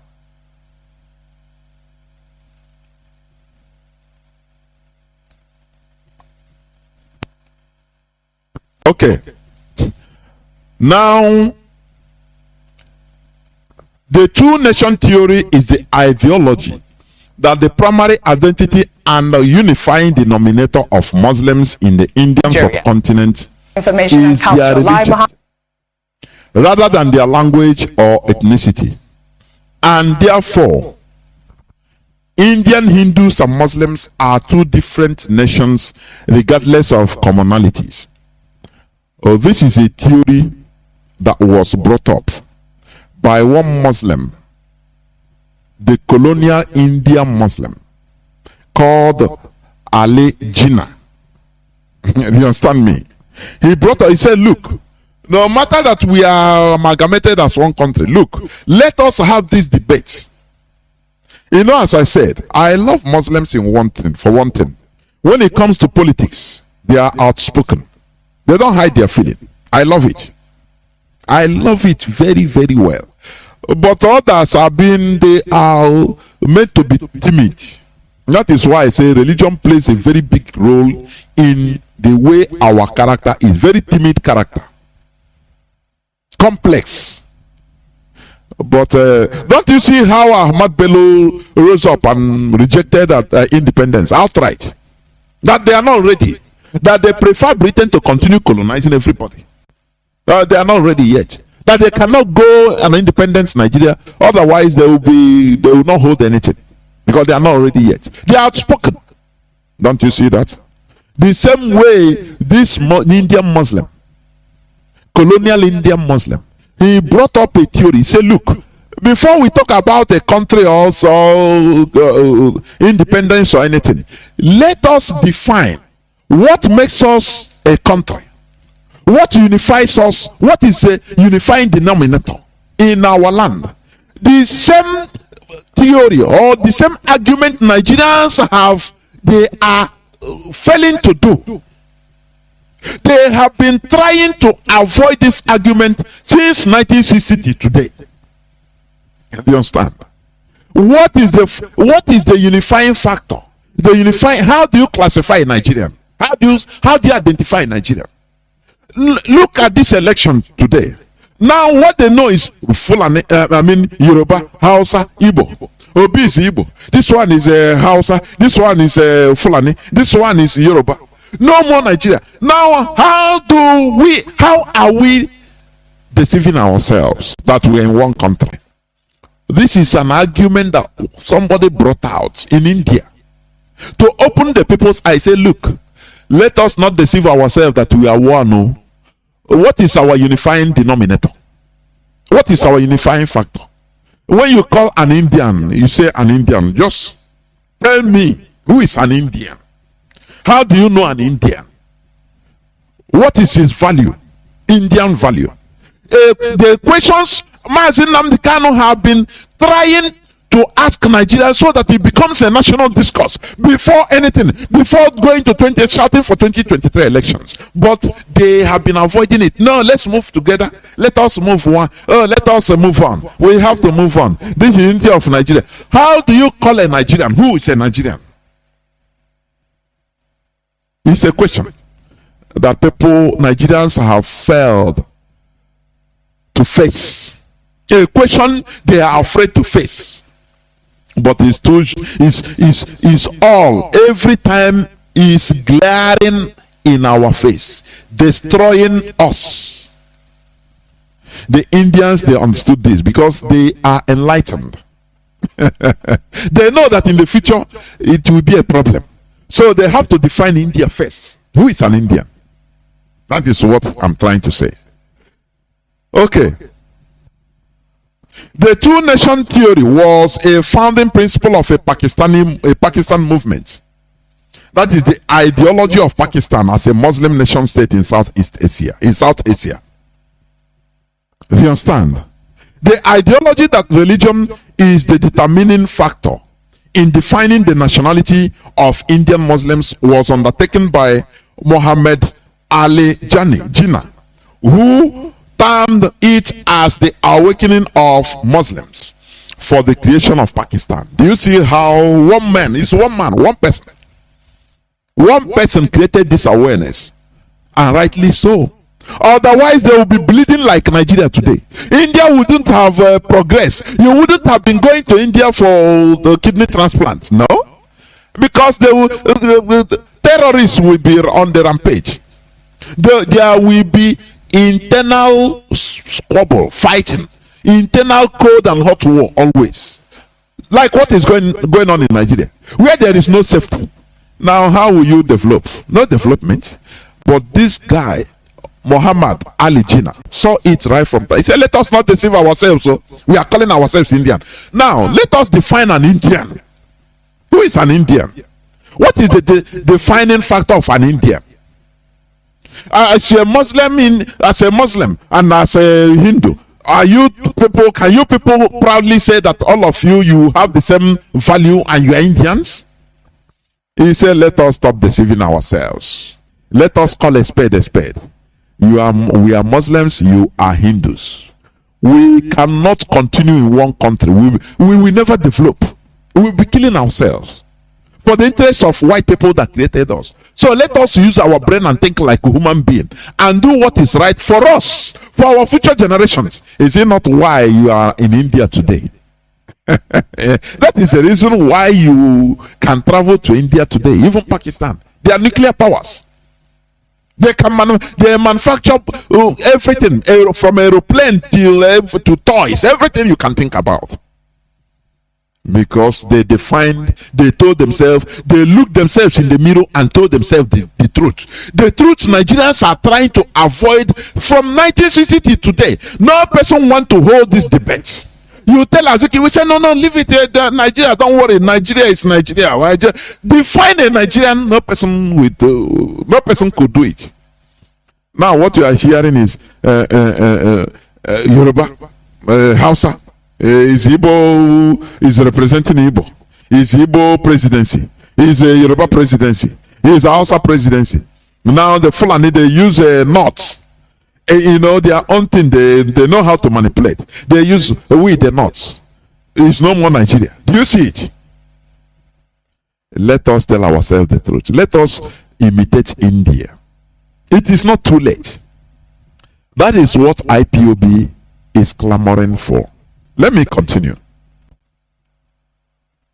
It is also a source of inspiration to several Hindu nationalists or nationalist organizations, which causes as varied as the redefinition of Indian Muslims as non-Indian foreigners. Listen, Indian Muslims as non-Indian foreigners and second-class citizens in India, the expulsion of Muslims from India, the establishment of a legally Hindu state in India, prohibition of conversions to Islam, and the promotion of conversions or the conversions of Indian Muslims to Hinduism. Do you see? They saw tomorrow. They saw tomorrow. They know that it's not going to be easy, but they confronted the reality facing them. Today, when you talk about Nigeria, say, no, leave Nigeria. The unity of Nigeria is paramount, and no unity. The governor of Katsina State now is telling Nigerians that, look, you don't expect police or military to protect you. Protect yourself. But it's Nigeria. Now election is coming. What people now are shouting, oh, it's Igbo presidency, it's Yoruba presidency, it's a Hausa presidency. Why do black people choose to deceive themselves? Do you see the reason why even black people are suffering? Because they are hypocritical. They are not honest.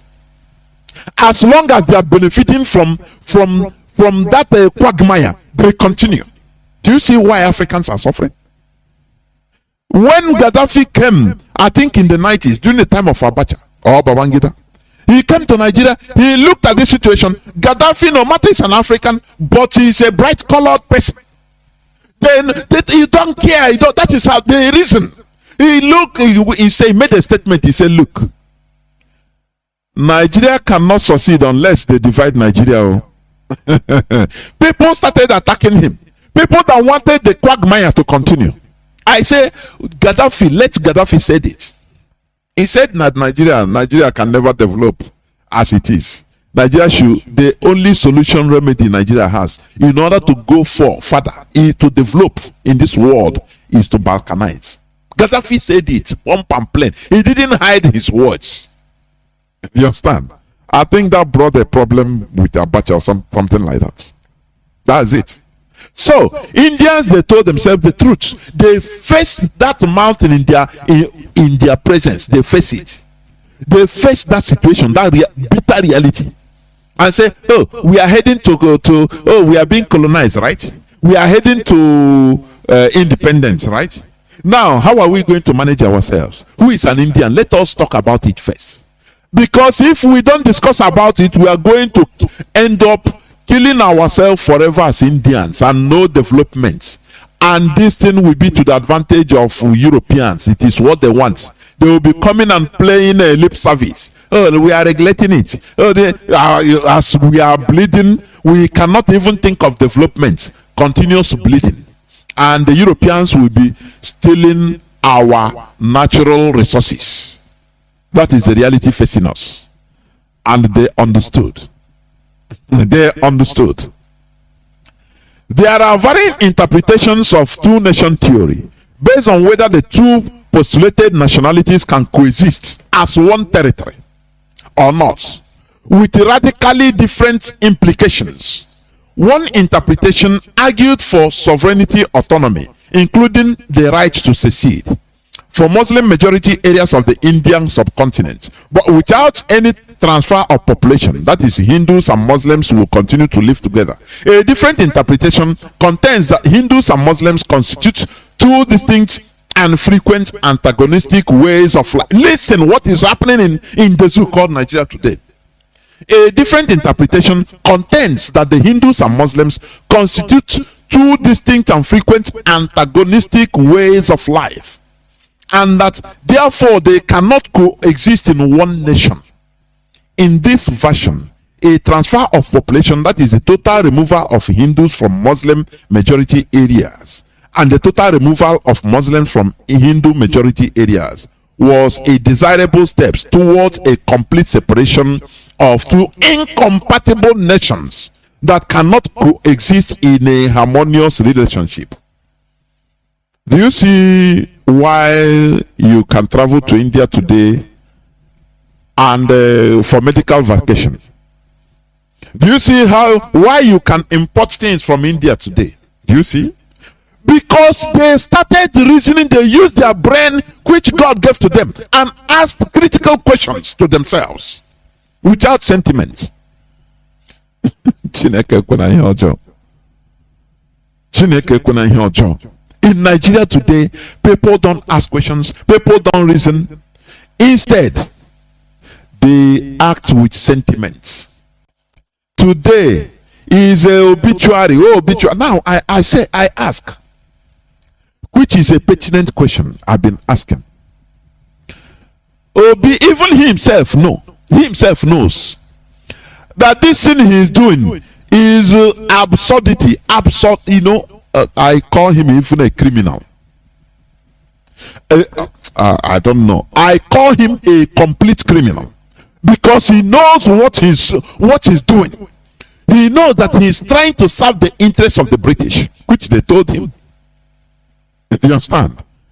And he is deceiving the gullible. Oh, I will fix Nigeria.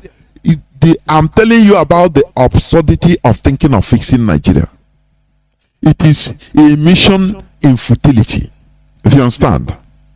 He wants to go there only to answer His Excellency, nothing more. Nothing more. Nothing more.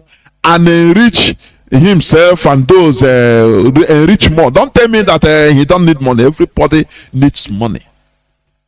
And his cronies, they will loot. Because if he enters there with good intention, he will be frustrated into jettisoning now, going through the old way, because he will have no control of the situation. Do you understand me?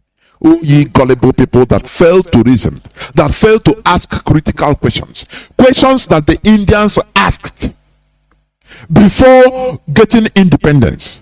Question Azikiwe failed to ask. He ignored and failed to ask. Why? Because of his selfish interests, political selfish interests. Today, that is what Peter Obi is representing. Oh, I will fix Nigeria. Under 4 years, I will make this and that. Now, people don't ask him, How are you going to do it in a so-called democratic setting, where the number of you have the senators, assembly members? How are you going to do it? How? Stop deceiving people, for goodness sake. Although Nigerians, they love sweet talk. Nigerians, they love sweet things, and they flare up with sentiments. That is why they are being duped by religious clergy, pastors, imams, juju men and women. They chop them because they are sentimental animals. They don't ask critical questions. Now, this Nigeria you are talking about, we want Nigeria, we love our Nigeria. Can you define a Nigerian, please? What is the determining factor of a Nigerian? Why then do you call Igbo man? Yoruba man. He's leave him. He said, Igbo people are destroying Yoruba structures in the West during SARS protests. Why? If we are all Nigerians, then why should this type of talk come? Why? These are the things that Nigerians fail to confront. They fail to confront it. Instead, they continue going on sentiments, allowing their sentiments to overrule, to blind them into seeing the reality.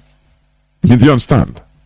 Indians, they ask the question. They say, before we have independence, please, as one country.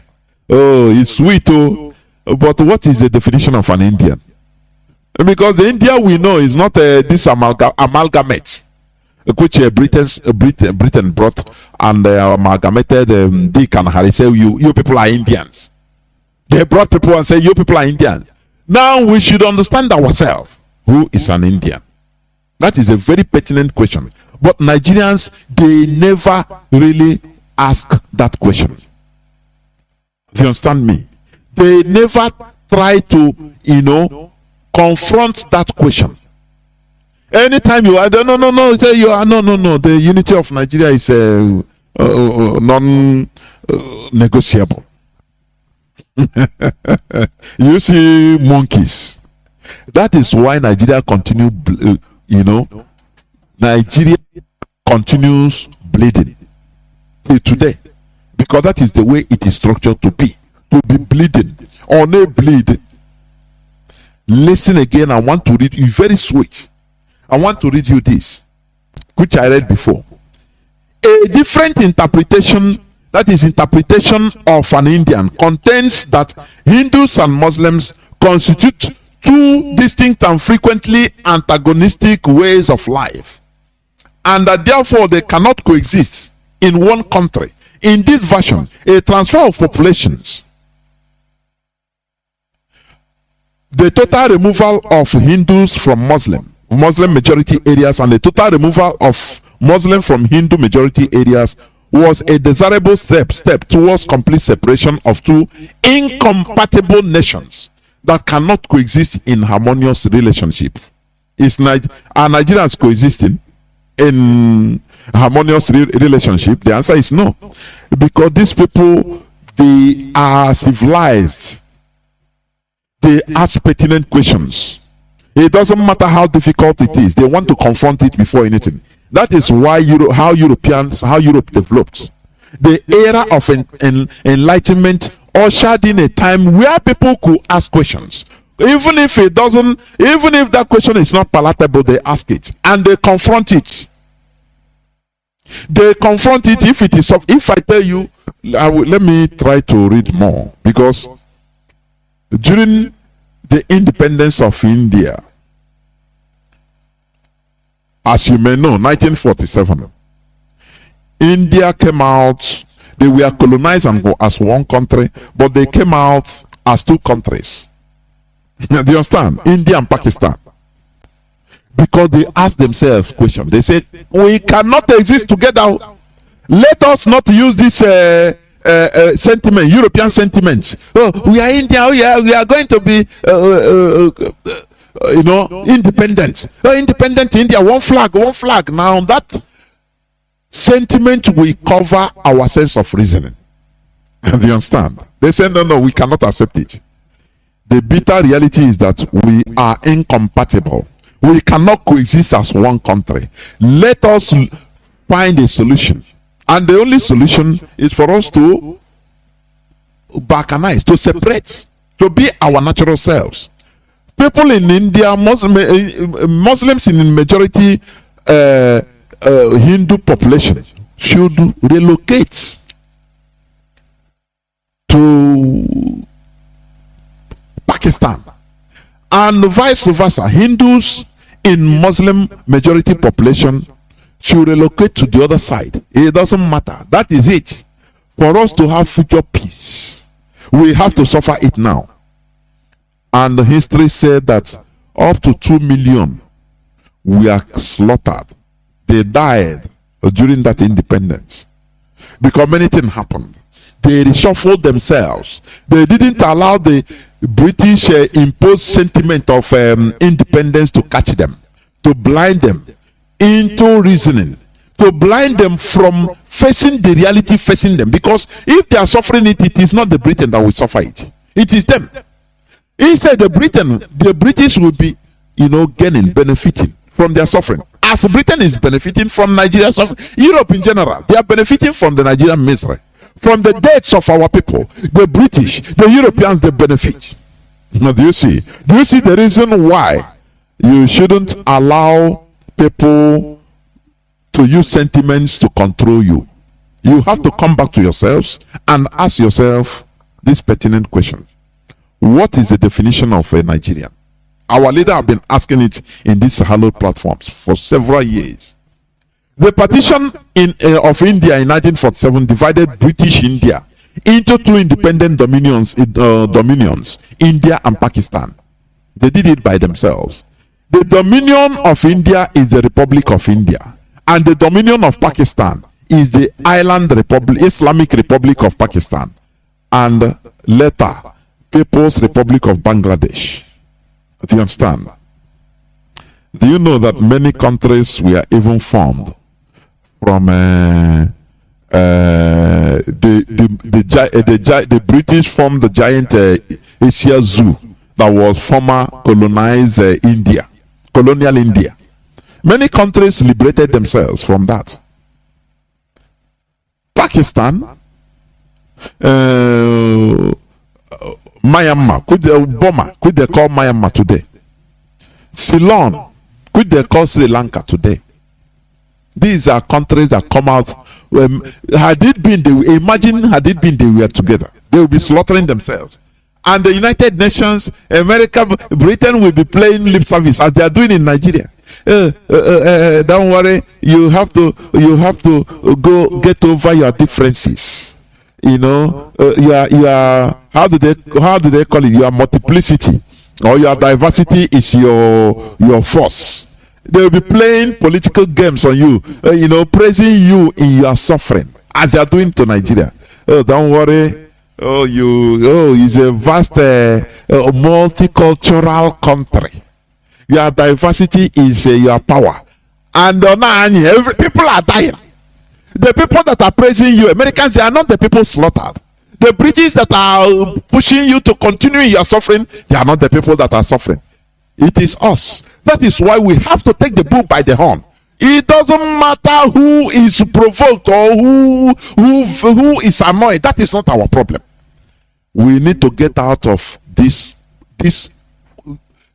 quagmire we are in. We need to get out of this dilemma we are in. If you understand me. Now, India came out and had independence as two countries. But the father of India, Mahatma Gandhi, was busy, addicted.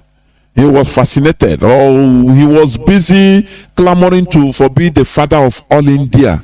It doesn't matter, Pakistan, India, we are one. He was busy rigmaroling, trying to be more righteous for foreigners, for the interests of other people. No, let us pray for the Hindus, for the Muslims. Help them. We are one. one Hindu extremist rise up, targeted him and slaughtered him. Say, get out of the way. We need to form our country. Let them, everybody, we are in difficulty. It is now time to form our own country. You are talking of a big India. Do you see? Do you see how they reason? Do you know this is the reason why? Go to Indian embassy in Nigeria. People line up to go to India. Line up for visa. Go to even Pakistan. People line up to go to Pakistan. Many countries, people line up to run away from Nigeria. Do you know the reason why? Because these people they were able to think. They were able to face their reality, their own reality. Not sentiment, not emotion. Not crying obituary, be obedient. What will Peter Obi do if he becomes the president of Nigeria? What can he do? Let us face the here we face the reality. Because we need to heal ourselves, cure ourselves. We take bitter pills. What can he do for 4 years or for 8 years? After, what can he do? Oh, for him to be, who is the president of Nigeria? Peter Obi. Oh, it's my brother. Just like that. No, it's my brother. Oh. It's my brother. It's from my town. It's from my village. It's an Igbo man. It's like that. That is all you have, nothing more. All you have got. Does that make you a real human being? Does that make you a real human being? Why not we face the reality and let everybody understand? Steer up the conversation. That look, we should face the reality and ask pertinent questions like the Indians did even during the colonial time. They say we are heading to independence or crying for independence. But let us first of all resolve the question of an Indian. But they did it, and as they said, no, we are not compatible. Hindus and Muslims, we will kill ourselves if we become independent as one country. And that led them to be independent as two countries. The starting point. Before Bangladesh move out, before Ceylon, Sri Lanka move out, separated. It is better they stay in peace as separate entities than to be in a very big quagmire, a very big cage zoo, which Britain formed, and and they are heading nowhere. A failed state. That is what Nigeria is. Every time the British High Commissioner will come and tell you in Nigerian soil, unity of Nigeria is our priority, and you ask, what is the problem? Why is the unity of Nigeria whereby we are killing ourselves? Why? Whereby the governor of Bauchi State simply said, he said the whole Fulanis in Africa are Nigerians. Okay. Why? We continue suffering this. How can a foreigner detect the way you run your life in your house? And you agree, you accept, you continue working on that. It makes you a lower animal. That is it. I'm talking about the absurdity of thinking to fix Nigeria. It is absurd. Any person that is telling you that he is a criminal, he's deceiving himself. He's deceiving himself. The partition of India displaced 10 to 20 million people along religious lines, creating overwhelming calamity in the newly constituted dominions. It is often described as one of the largest refugee crises in history, in world history. But it didn't stop them. They didn't stop them from doing it. They faced their mountain. Yes, the damage have been caused by Britain, amalgamating nonsense, amalgamating incompatible values to be one country, to serve their purpose. But during independence, India faced their reality. They say it doesn't matter how many people die, we must face it. Otherwise, more will be dying every year. Had it been India and Pakistan didn't agree to disagree and become two different countries. Before God and man, every year from that time till now, more than 2, 3, 4, 5 million people will be killed in ethnic religious crisis in India, the huge India. What is happening in the zoo today? Oh, Christian ticket, Muslim ticket. Oh, he's a Christian. Oh, he's a Muslim. Had it been we tell ourselves the truth and have a real definition of who is a Nigerian? Are you defined by your ethnicity or by your religion? How you say who is a Nigerian? That time people will start reasoning and start thinking twice. That look, if we continue like this, we are killing ourselves, and we continue killing ourselves. Violence is in Nigeria because people fail to confront the reality. Instead, they are doing whitewashing the lies, window display. You know, you carry something, paint some things very colorful and put it on the window, put glass in order to attract customers. Window display. Now, when you go out on the reality, now when you go inside, now you see the reality. Do you understand? That is what is going on in Nigeria. Because people are not developed. People see their personal interests above the communal interests of people. They see their personal interests of being called a governor, being called a president, as against their communal. They see it as priority to the national interest. That is what is going on in Nigeria. It is very sad indeed. Very, very sad. As I said, many countries separated from the former British created huge Asia Zoo of former British India. They are Pakistan, Burma, now known as Myanmar, Ceylon, known as Sri Lanka. It also led to the India annexation of Portuguese India. Do you know that there was Portuguese India and the French India? Do you know that? But when the Indians rose up and asked themselves, face the reality, they said, no, this division and the cut and join, we cannot accept it. If we are equal human beings, we have to face the reality. And they face the reality. They have to annex the Portuguese India because Europe, they divided them. Some are Portuguese India. Now they speak Portuguese as their language. Others speak French India. They say, get out, you people. We have to be our natural selves. These are real human beings. Now, trying to save Nigeria is complete madness. Or trying to think of fixing Nigeria is a complete madness.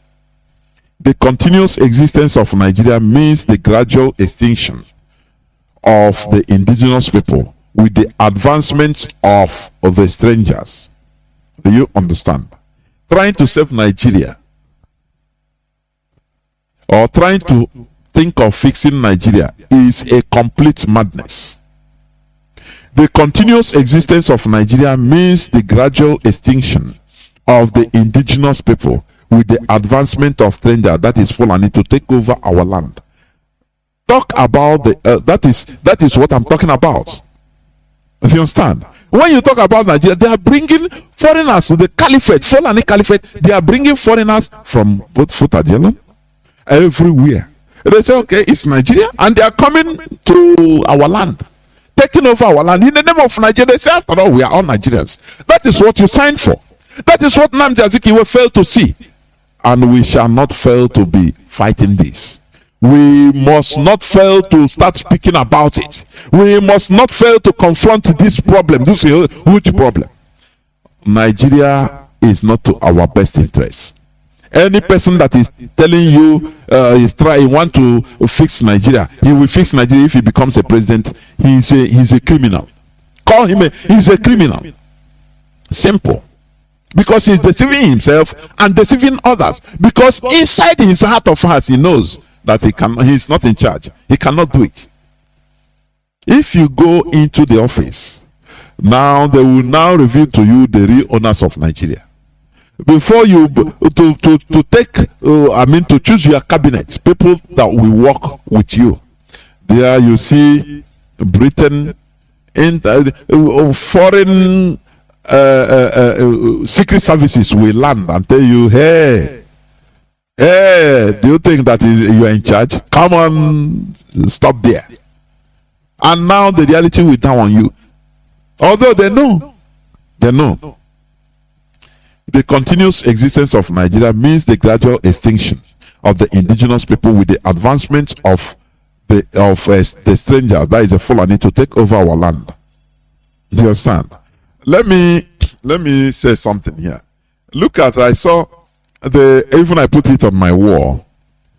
The updates on INEC registration because I think the registration is finished. I think last Sunday they put the final update.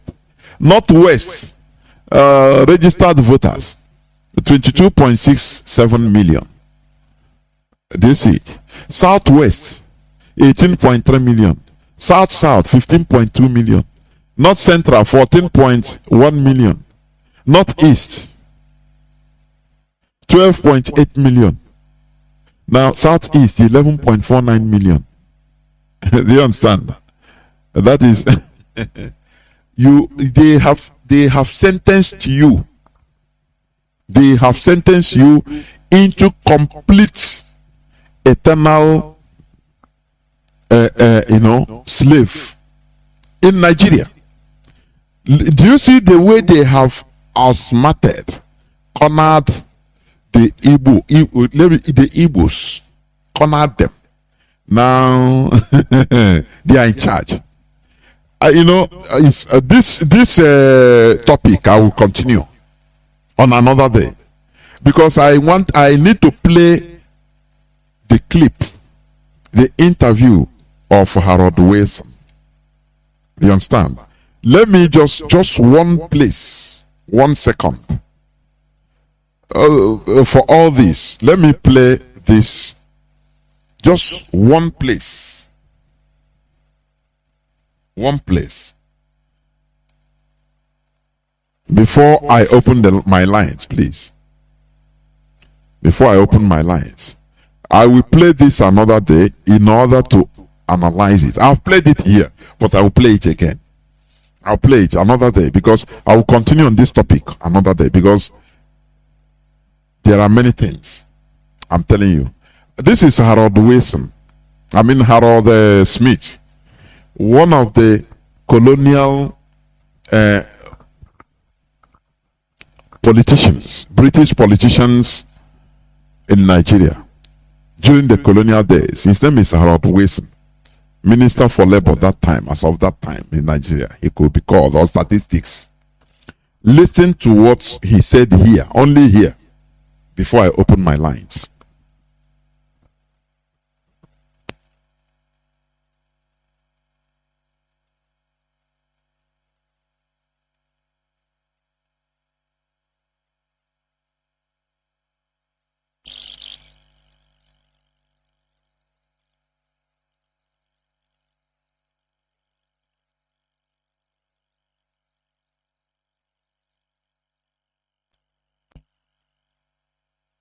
Just listen, please.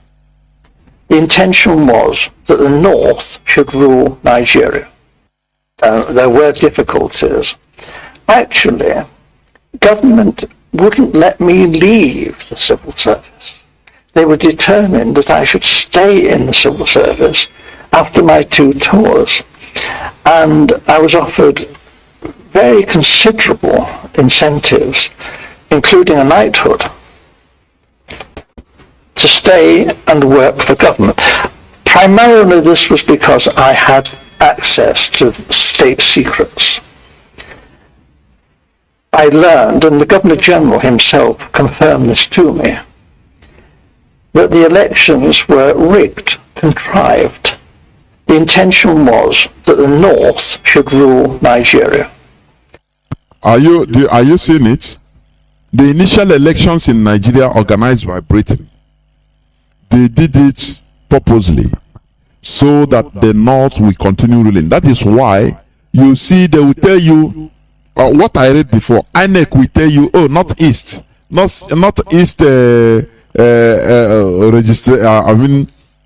registration. Voters registration. Northwest is 22.7 million, whereas Southeast is 11.9 million. Where will you go with it? It is being sentenced into eternal servitude. Eternal. as long as Nigeria continues existing. Do you understand? That is what somebody will say that you want to fix. Are you going to fix the false census? You are going to cancel it that no, North is no more, Northerners are no more bigger in population than Southerners? Is that what you are going to do? Can you fix that? Because Britain purposely.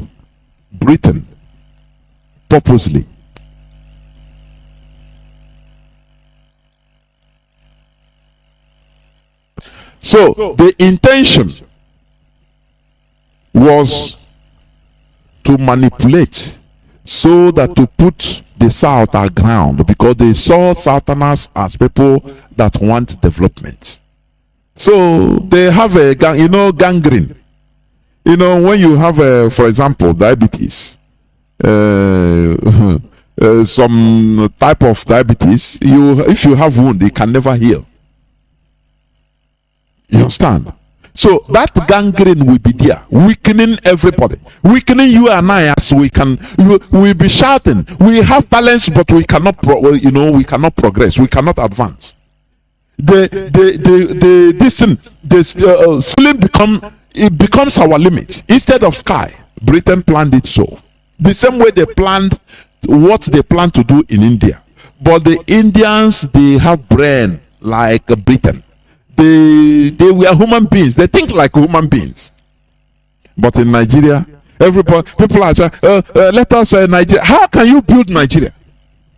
First of all, define who is a Nigerian. What are the defining factors of a Nigerian? That is why you don't know, you are confused. Oh, Igbo presidency. Oh, Yoruba presidency. Oh, is Hausa? Is not? It's no more Nigerian presidency. No. Do you see why? Do you see the hypocrisy?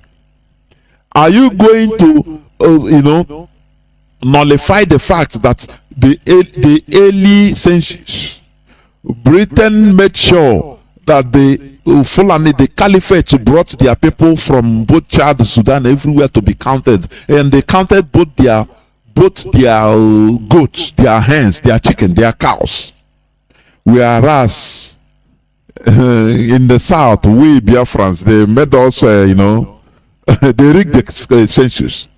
Are you, as a president, as an Igbo president, or as a Yoruba president, are you going to fix that census and tell the Fulani, no more, you are no more the majority? Are you going to do that?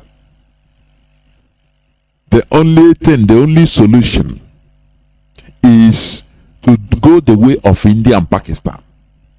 Otherwise, we continue crying, shouting, continue bleeding. Look at innocent motors. If we have our own nation, do you know how many car manufacturing companies or factories that we will be having in Biafra land? Do you know?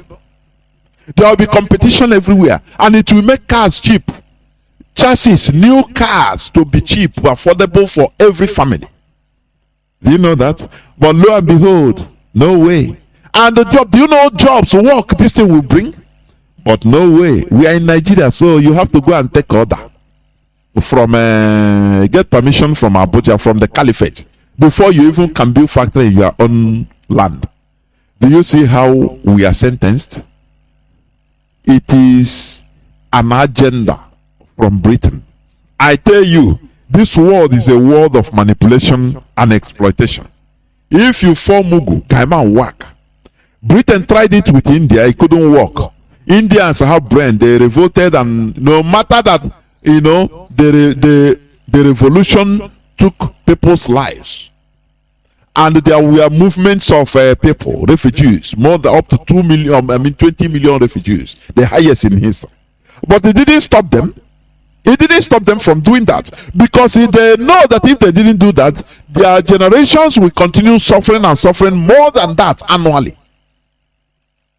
In Nigeria, it's the same.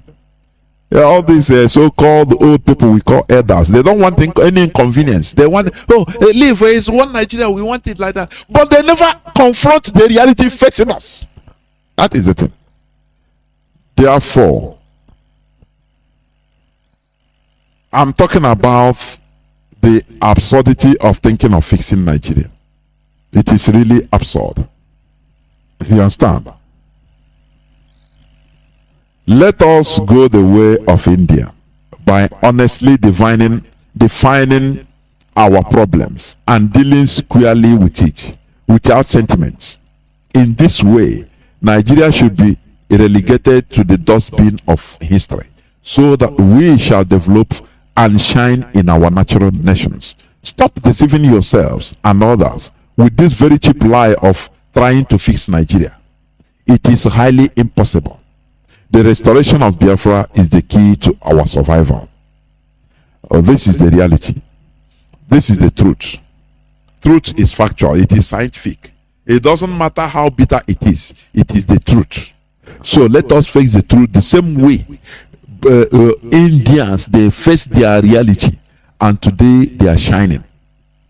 Today they are developing. Do you understand? They are in the mainstream development.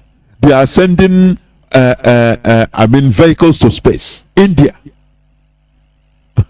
Something would have been doing had it been we are not being yoked down by Nigeria. But because of the selfishness of some people that are benefiting from the quagmire of Nigeria, that is why it is really mind-boggling.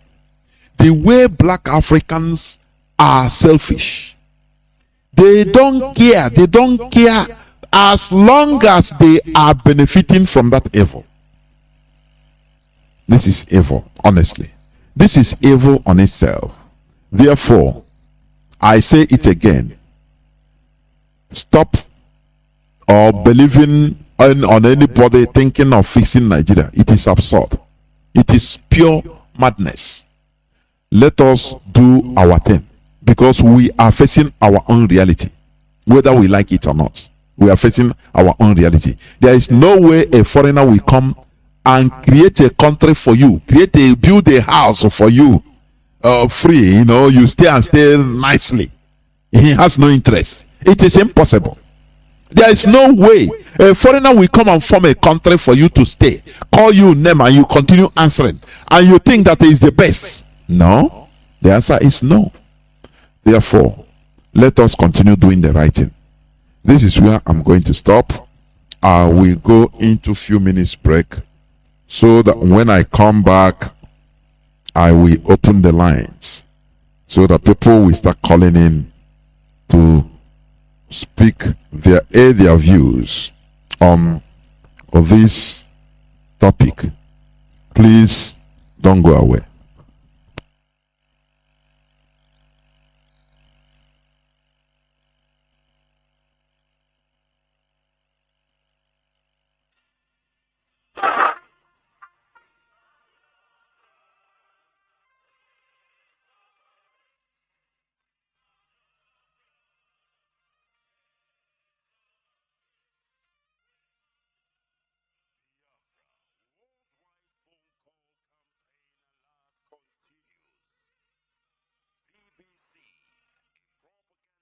And racist media set up by the Great Britain to oppress the oppressed people of Biafra.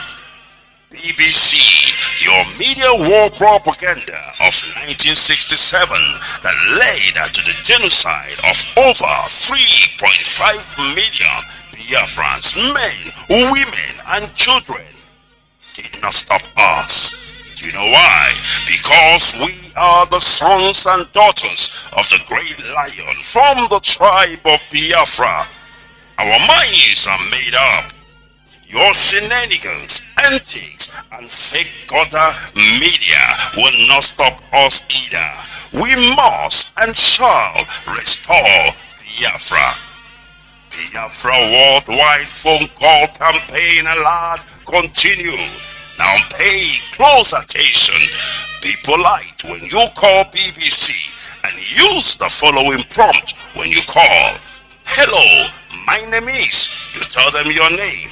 I am calling to ask about BBC policy of propaganda against the victims of genocide. Since you are obsessed with telling lies about Biafrans, here are 5 more questions to consider.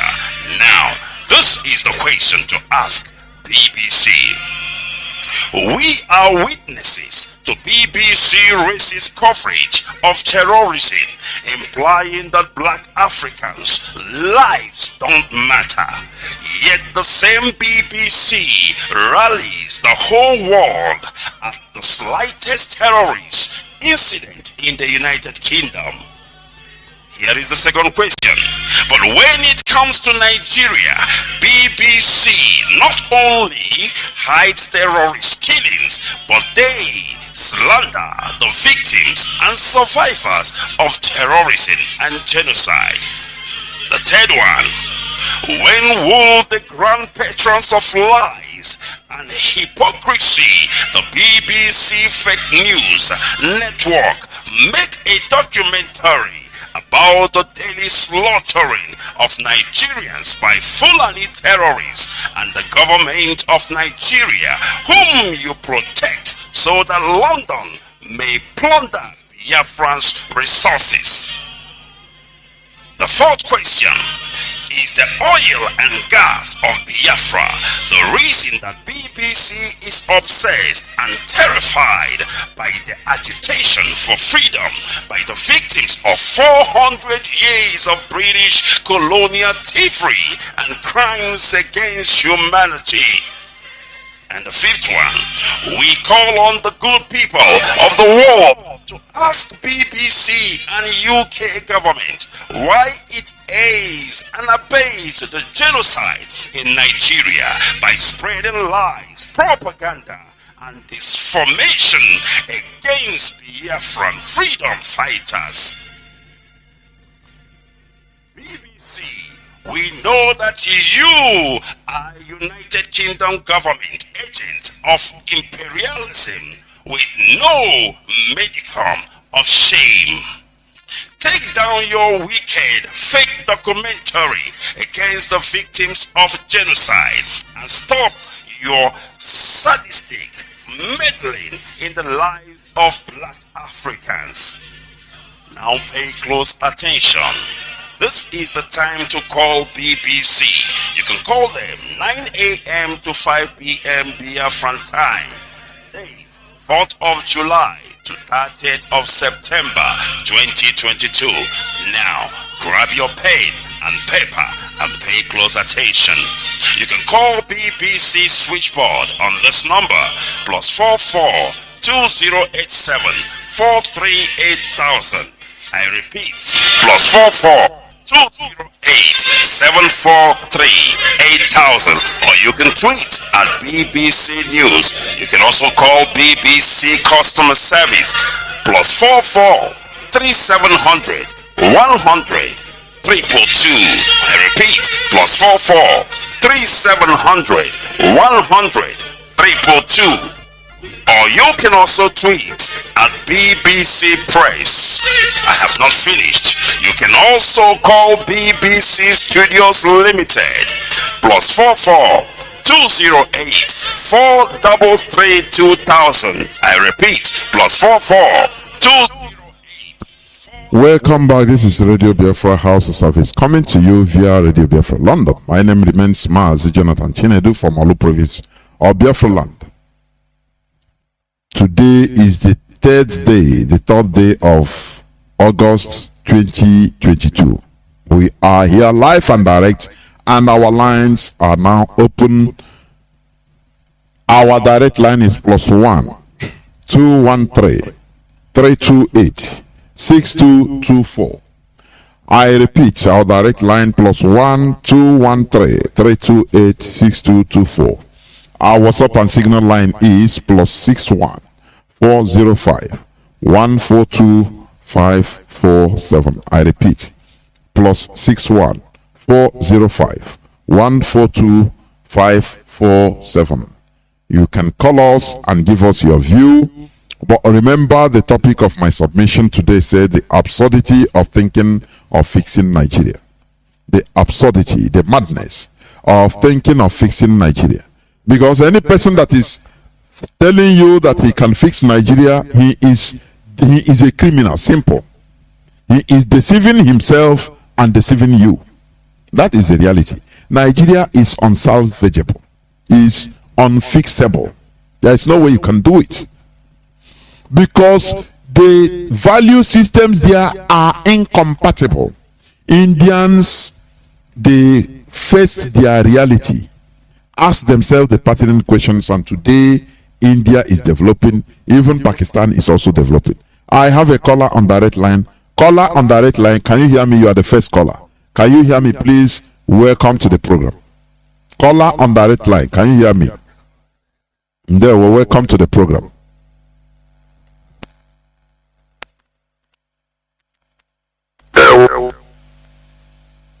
Oh, Mazi, you can call back, please. You can call back.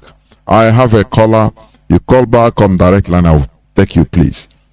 Caller on WhatsApp. Can you hear me? Welcome to the program.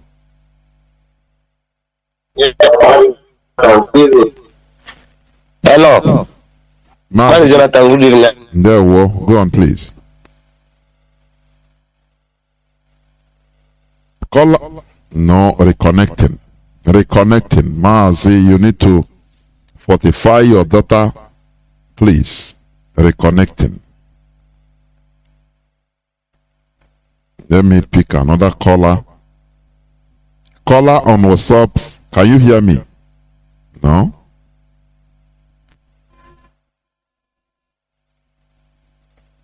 Let me see. I don't even see the space to take calls again. Caller on direct line. Caller on WhatsApp. Can you hear me? Caller on WhatsApp, please. Caller on WhatsApp. Can you hear me? Caller on WhatsApp, please go on.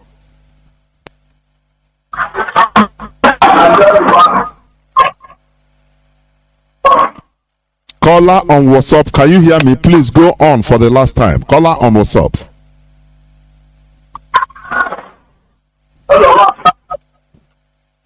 No, I don't know. Mazi, is your telephone 1 kilometer and you are 1 kilometer? Where are you? No, I cannot continue this. Please. Caller on WhatsApp, you call back, please. Make it a worthwhile. Go on, you know, zoo, honestly speaking. Zoo. Go on, Mazi, please. Call on WhatsApp. Go on.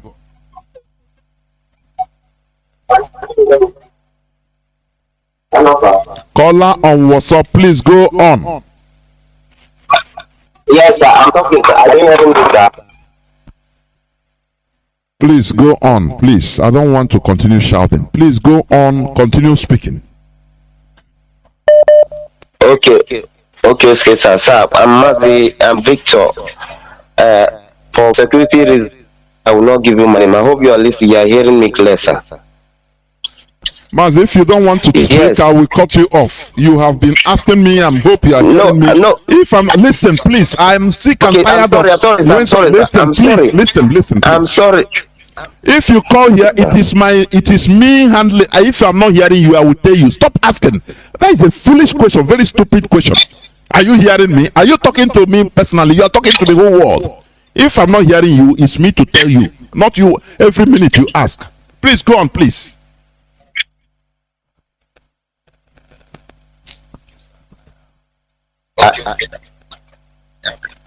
I'm calling from Aba. You know, let me off my. So today I don't know okay. If you continue, please. So something is. Okay. I'm that guy that complained. Abumonya was saying that Naro Bendugu na Nosa. Amara mi wata that day. Bendugu na Ikere. Okay. Onwe here mere Saturday. Ben Naro, Manamuna Ndugu na Nebawa. So ebe 5 o'clock mbede. So when the convoy Ndugu Biatano. Ebawa convoy Ndugu so ofonye na agbanwe ego nom na akụkụ so obia ine ọrụ na arụ ọrụ nyere dem lụọlịa so Nkombo ndị ugwu ha na-abata abụcha ndị uwe ojii socha ha ma ndị agha socha ha. So the man na-agbanwe ego be mara ihe na-alụ ya ma alụchanya. So na-ajụ ya ka ihe na-eme ọ na-asị m na emno gereti new emi Aba maka anya nwa bidozi gbawa egwu binye na-ajụ ya na ka ihe na-eme nke ọsịnwe new emi na emere inaugurate new emi na Aba today gara aga. So na-asị na mfili amụmadụ na mere mi a ga-eme ka Abia steeti ma maọbụ enye ozi ụdị ya bịa ọsị mba na nara emezi otu ahụ.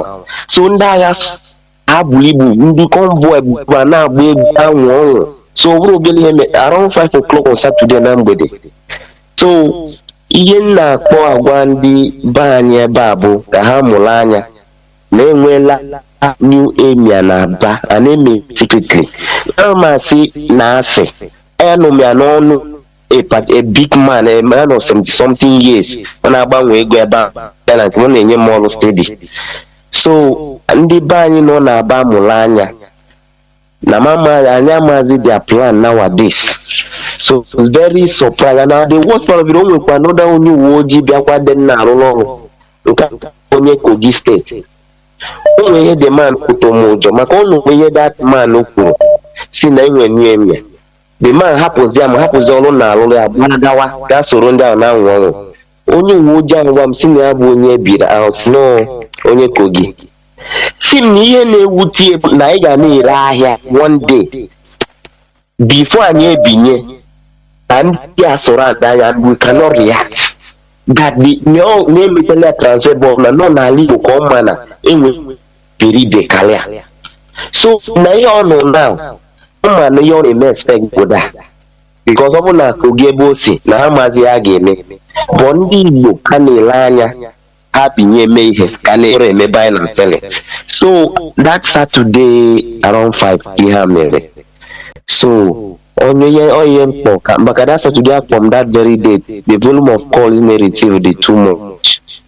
Ihe mekwa ndị asụ n'Igbo a na-abụ last time mụ na gị kwuru okwu ebe a akụkwa m dị na-arụ ọrụ. Some of them I never knew that a na-egekwa ihe anyị na-ege. A na-ajụ na ha na olu dị ka m si mba mara eme dị ịgbasi ya na ha na olu dị ka m na-ekwu okwu na nso pla na-ekwu onye ahụ kwụsị mba anwụcha m ihe na ọbụmụnwa.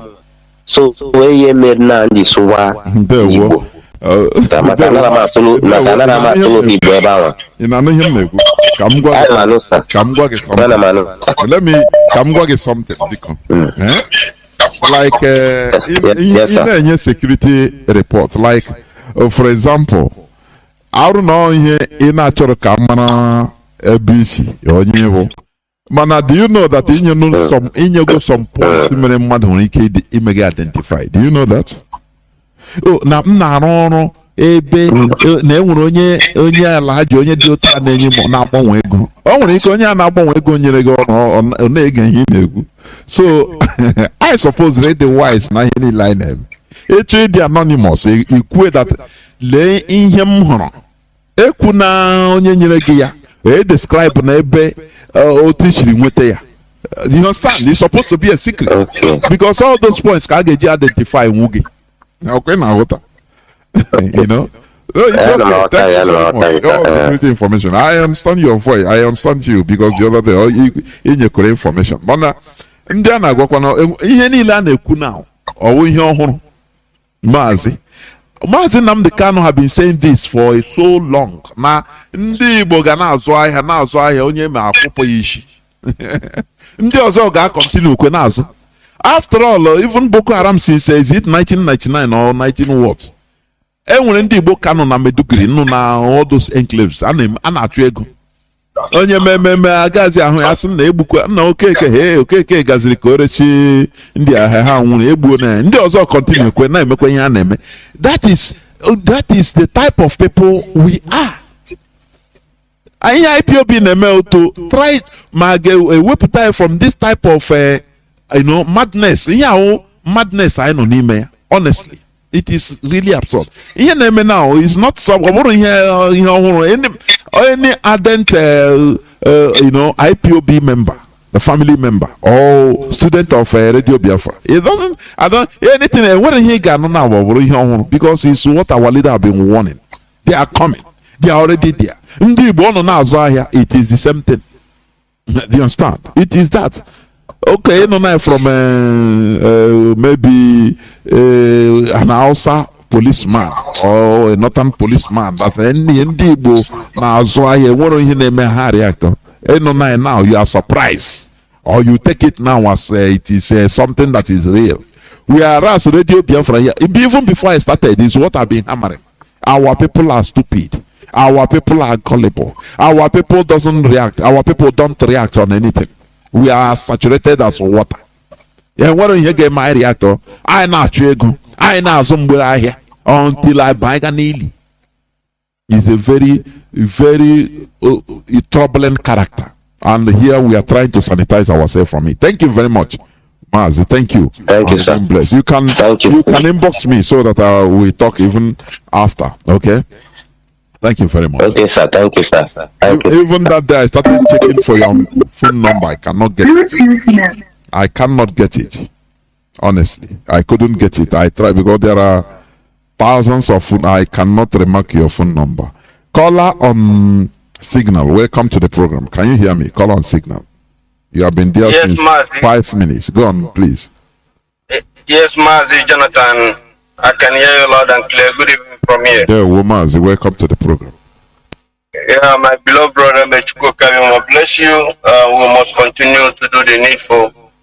Mazi, before I proceed, allow me to ask Chuko Kabiyama to continue to guide our leader, Mazi Nnamdi Kanu, protect him from every danger, from all evildoers, destroy his enemy before they come close to him, and most especially, release him for us unconditionally, so that he will join us. Together we shall keep on fighting until Biafra will be restored. This is my prayer, and so shall it be in the name of Biafra. Fellow Biafrans, lovers of freedom, my name is Mazi Nnamdi. I'm calling from Austria, and by the special grace of Biafra, I am the IPOB Austria National PRO. Mazi, just as you are trying to let our brother know that what is happening in the zoo today, our leader Mazi Nnamdi Kanu has been shouting these things, and our people is still, behaving as if all of us are mad. He said it that when it will happen, this time around, they will not shout, they will shout, give me blood to drink. Because the by other also, when the cloud has been shown that the rain is going to fall, until the rain begins to fall on them, that is where they will understand that this thing our leader has been shouting all these years is reality. It is happening in their eyes. Everybody is seeing what is happening, and we are asking them that a time has come that people should realize that this freedom we are fighting, we must keep on doing the needful until Biafra is being restored. My brother Jonathan, you said something concerning the INEC bringing the result of the registration of the voters their stupid voters card. Mazi, when somebody go through that numbers, the northeast and northwest and blah blah blah and blah. At the end of the day, if you are intelligent enough, you will see that the result has already shown you that whether you like it or not, Okochuku the same people. And we are asking our people, why are you going into something that you know that at the end of the day, it makes no meaning? And at the end of the day, you will enter into hot soup. People accepted the request that the British government gave to him to come and deceive the gullible people of the zoo, telling them he's going to, will make Nigeria to become heaven in 4 years. And I begin to wonder, just as you said, why are these people not asking him question, Peter Obi, how are you going to repair Nigeria? A country whereby the mindset of the North is not the same thing, the mindset of the West.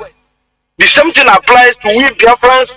We are complete different people. The way we reason is not the way other side part of Nigeria reason. Is it a school are you going to build to the northern youth for them to go back to school to learn how life supposed to be like? Jonathan tried it during the school. What happened?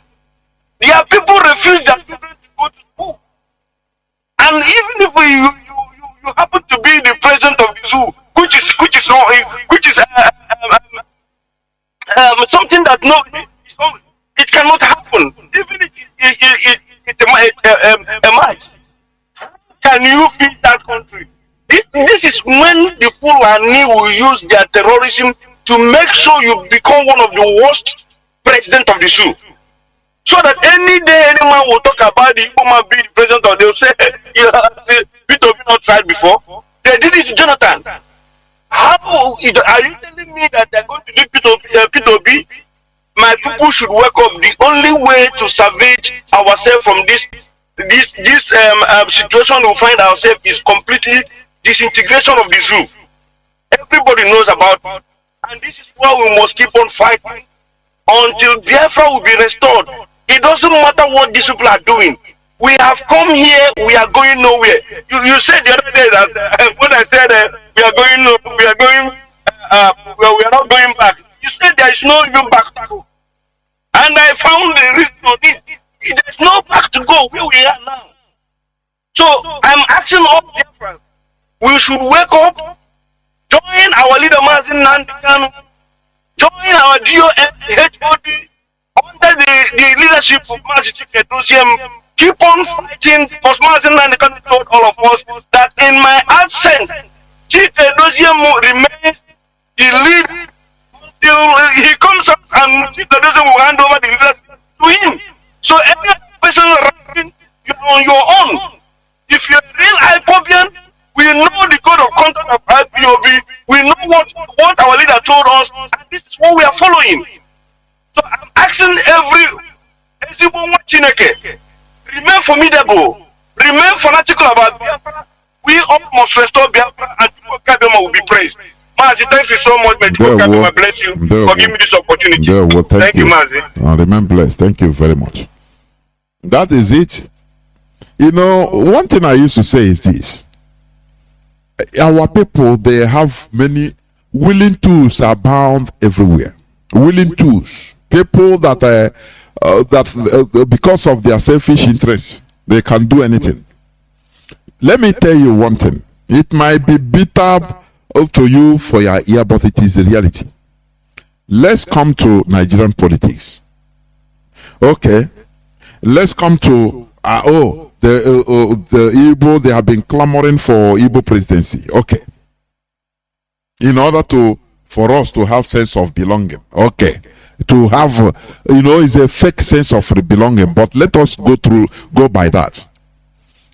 Imagine there are two major parties in Nigeria. Okay, the PDP and APC. In these two major parties, even PDP, I think it's formed by Ekweme. In these two major parties, no Igbo man is good enough. Ohaneze threatened the Igbo groups, the Igbo traditional. They threatened that if you didn't zone it to us as you did, 1999 it was zoned to Yoruba direct. Olufalaye against Obasanjo. Okay. Don't misunderstand me. Let us go through Nigerian politics. Now, as they didn't do it, before that, every Igbo group have been threatening. If you don't do it, we will see that you have removed. I used to play the clip here.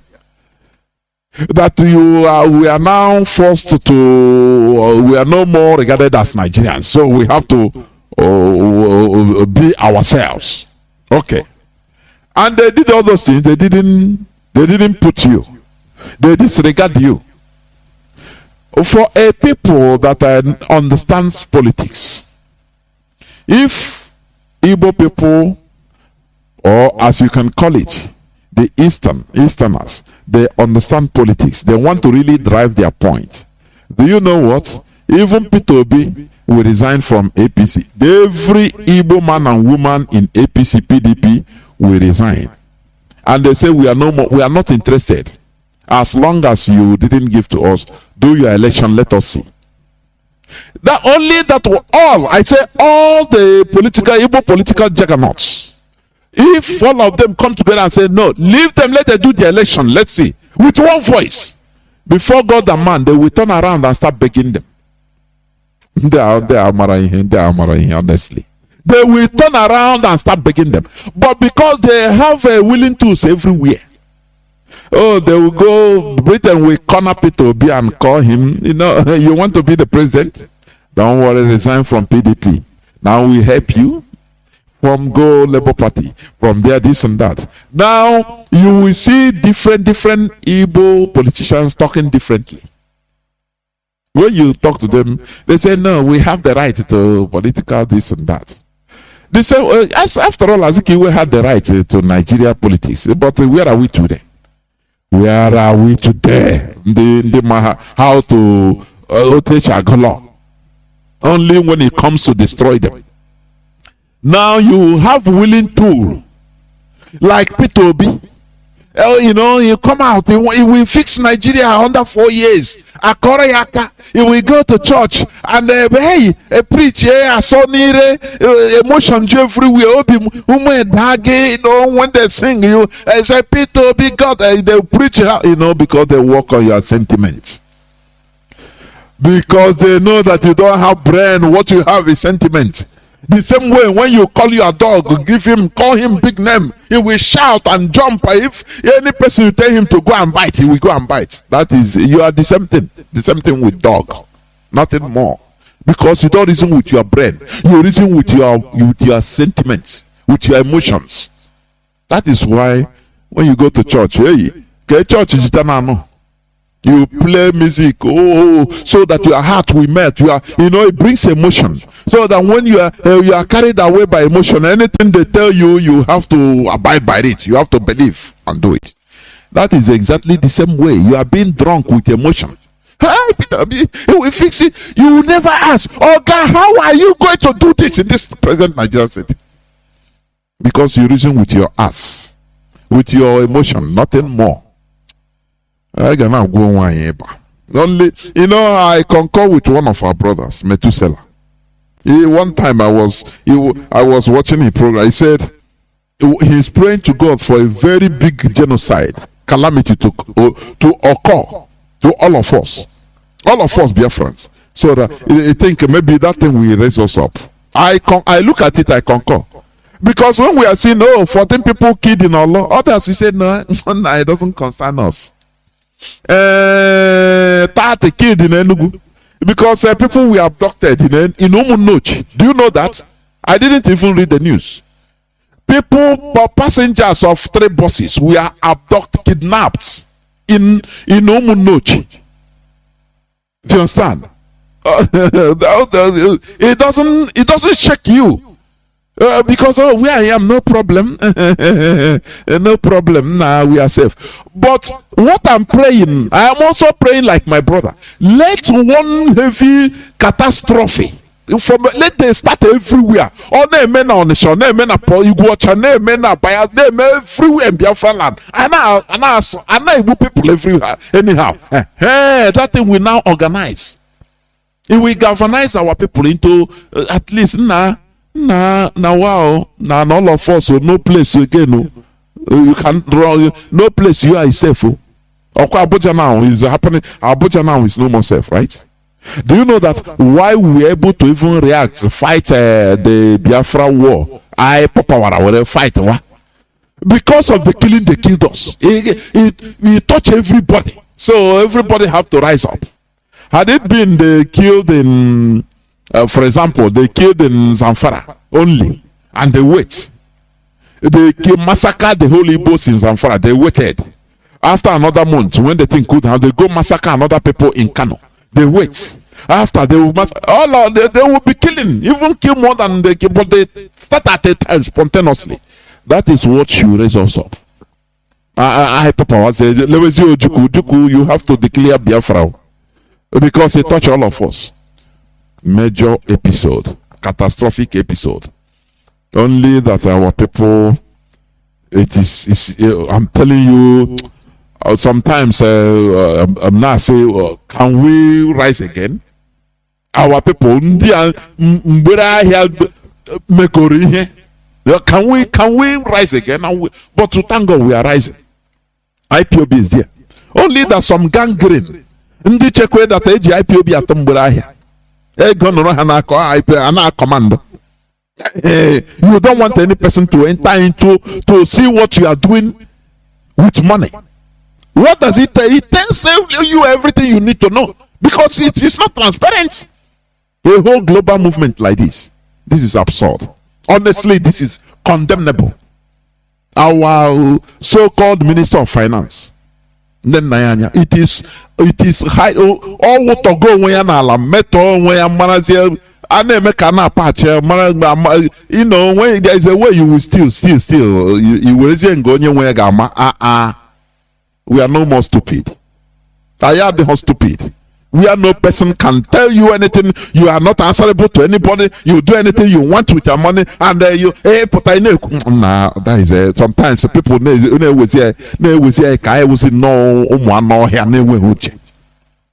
it's painful, honestly. When you see something you are genuinely sacrificing, you see other people, all they want is another thing. It's painful, honestly. It's highly painful. But we must continue. We must continue. Yes, we must continue. We will never allow no refracts will come and frustrate us. It is impossible. We must continue. No person can hold us hostage. Oh, yeah, this is what we say. Willing tools, they are everywhere. Oh, go. But one day you will die. What matters is your legacy. Look at, go to any funeral. I've been able to monitor. Whenever you go to any funeral, you don't hear what you hear is different. Hey, every time he's always smiling. She's always smiling. No one could be able to look at, even he used to help people.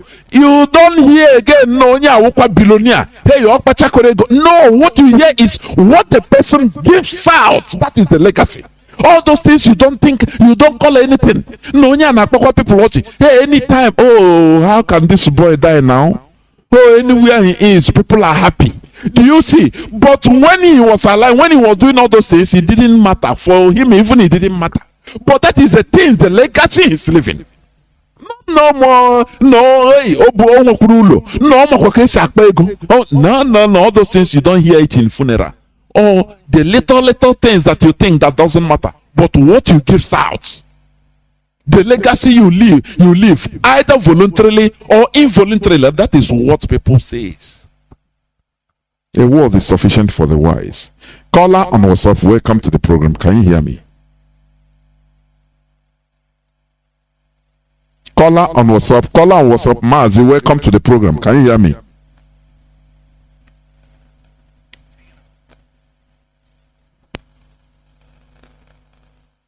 Mazi, can you hear me? Is it Paul from Gabon? Can you hear me?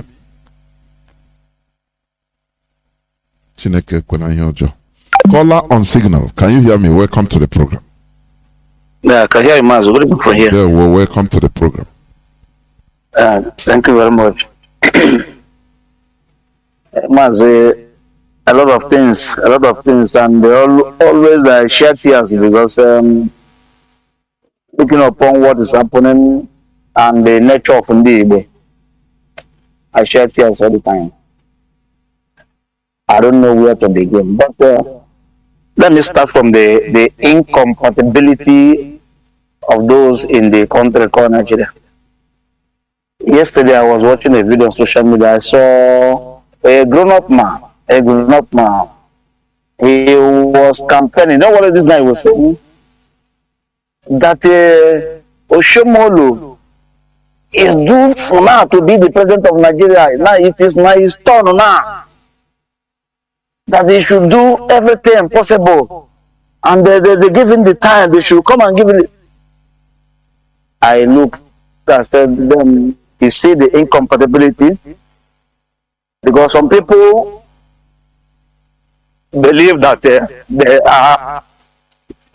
are not reasonable. They cannot think unless you think for them. And why other place they can reason? They can reason,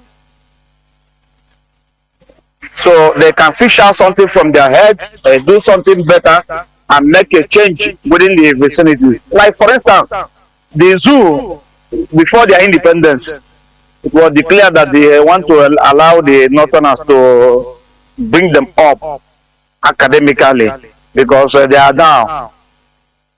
Mazi, just hold on. Let me put it the way it was.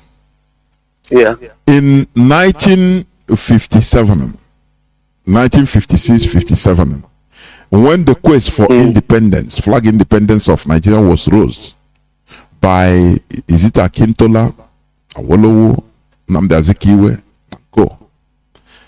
Ahmad Bello shunned them down, say we are not ready. If you want to go get independence, allow us for Britain to be ruling us. They refuse. They say the reason is that they are not yet ready in any way. So we will continue waiting for them. Azikiwe waited for them. Nigeria could have been even just like Ghana, could have gotten independence in 1957, like Ghana. Before Ghana, sir. Before Ghana. Yes. Before Ghana. Are we not waiting for them till today? Are we not waiting? And today we are still waiting for them. That is my point. We are still waiting. So now you can understand the incompatibility. Then some people now, when you watch on social media, not I'm talking about, you can view the point of how people reason. Some people now, and this is just election now, you see, some people are calling somebody who you know, they know who that person is. They know his antecedents. But despite of that, they are supporting him to be their president or take some certain position or do other things. Then you will see that if an African will be a senator in overseas, in maybe America or London or whatever, where they don't have any relative or have any other thing, just because a white man see the competence of this person and they give him the position, he becomes senator or whatever, local government chairman. Then you look back where you came from, and some group of people will tell you that you don't want to be a president because you come from social place. If a white man says something that the black man where you reside, they don't have to do that, that means we say it's a racism. That is the point. Even if white people refuse to give you work, you say no, you come from, you have another color. Why? And now you see Africans will complain. They'll start complaining. But in your own land, you want an incompetent buffoon to be in charge only because he's from your village, he's from your community, he's from your tribe. Yes. Is it not? Yes. Black people. Good. That is the thing. No? This our leader said they described two things. He said we are tribal by nature, and that is the reality. That is, Europeans are seeking for the citizenship. They are citizens, but we are tribal, and that is the natural. And this natural is what black people doesn't want to advance on it or even to work towards it, to make sure that they differentiate all those things and live according to their nature.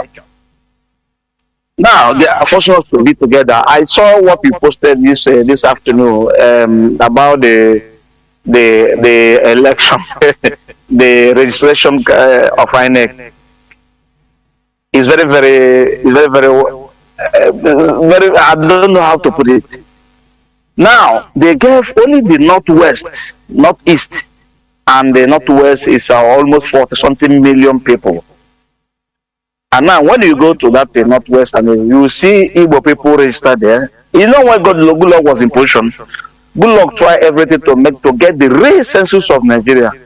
Immediately Goodluck go tamper inside this thing. Oh, see the northern, the rose up. They force Goodluck to remove the person. It's an Igbo man from Owa, I think so. The person in charge of the census. They remove him. Now, you can understand that these people planned this thing, even if as we are sleeping, we are doing our business carrying carton up and down. These people are planning how to make sure that they conquer us, and they almost finish it. But one thing I want to say, these people, when this attack will come, I have said it on my own way. I said that Igbo people will die, millions of us will die, and that will where we will take correction from what will happen to us. Why they're killing us will be killing the politicians from Igbo lands. Because these are the people that are responsible for our problem. Now, the report this guy gave now, he doesn't know Bologna. Dietro, prende l'altra strada. Scusa, giro, Badia. So, sorry, my dear, somebody asked me if I was at work. So, now, you can see this report that our brother gave now from Maba. Gradually, these people are circling us, giving Emir in Aba, and they don't celebrate it anymore. It's a secret. Now, at the time when they will be true, you see Hausa man will come out, or Fulani man will come out as a governor in Imo State. And the same people will rise up and support him. Because of selfish interest. East Africa is the only place I see somebody. Because of his greedy and selfish interest, he will support somebody who he knows that is not competent. Because there's something he will gain. Mazi, before I end this program, this is my contribution here. Actually, I go for. And before I go, Ali Italo, Ali Igbo, Lila, Eben Shelebia, a care after Halano Bolano, the Bonazwaya, a care after Walori.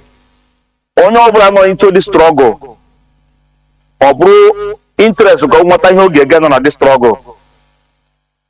Only a guy. Oh, we are just I forgot say I forgot you also. Oh, just uncle got you also. You just fair cake got you also. You just for the got you also. You were a guy should always go IPOB and the man who grew near me. Can wiki what on wine. When the independent when he came in, he banned the was and those on a more. Or na I were or no interest in he get water in as opposition.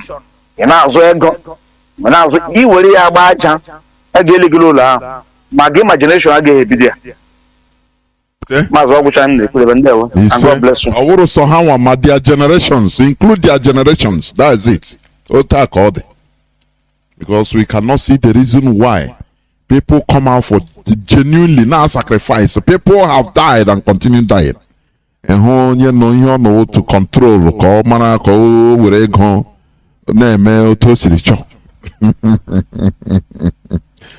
anyway, akaga. I'm telling you, a time will come when this world will not contain all of us. That is the reality. We must continue.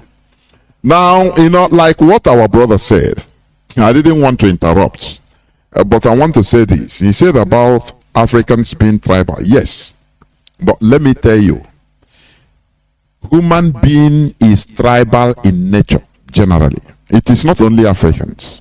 Humans are tribal in nature. It is only because of advancement, being able to be adapted, to adapt to the present situations, to make changes. That is the reason why we think that the Europeans are not tribal. No. Europeans are tribal, but through development, through human advancement, they are able to steer their mindsets or other people's mind away from calling it tribe. They call it nationalism. Do you understand? When they see I think I was watching, they are talking about Iraq today, where I was watching, they call it a place, I think they are having a protest, this Mukhtar Asada and all of them. So now the way the journalists The Western journalist is describing it. He say, as Iraq being a traditional country. You see, the word is that word, they use very sexy word, very nice word. But you see it? In the case of Europeans, white people, they call it nationalism. A nationalist. But they still use that old word, tribe, in Africa. And let me tell you, why Africans still maintain that primitive tribalism. It is the primitive type. Everybody was like that. Do you remember I read on Saturday how the Charlemagne, King Charles, slaughtered other gods, the other European tribes. They mentioned the tribe in the medieval Europe. In Europe, they don't mention tribes again, they mention nations. Do you see?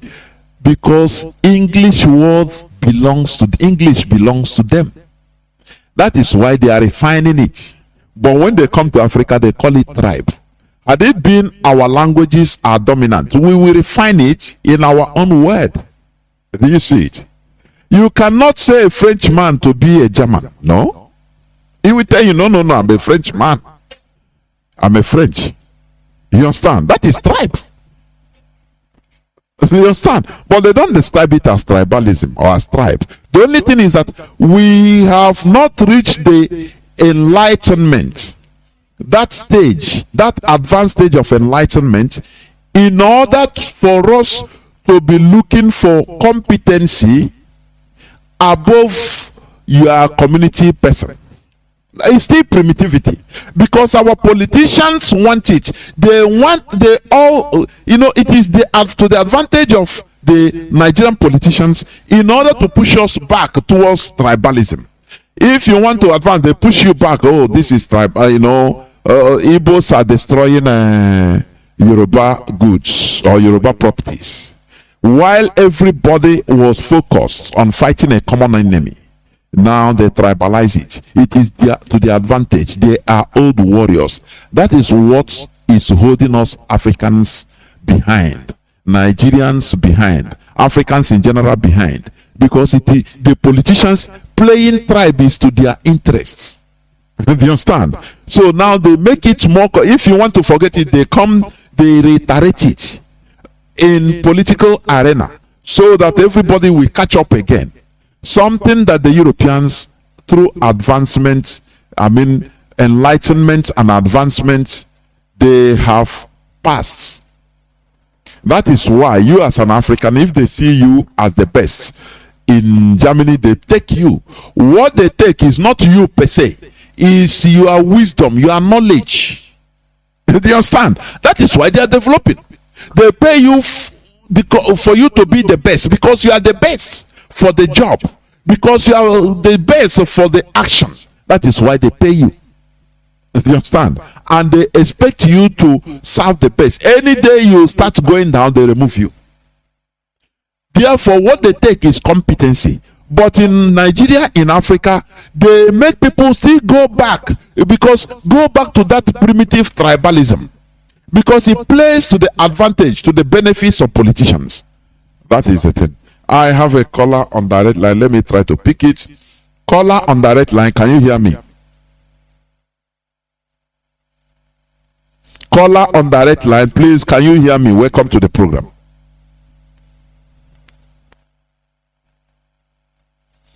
Caller on direct line.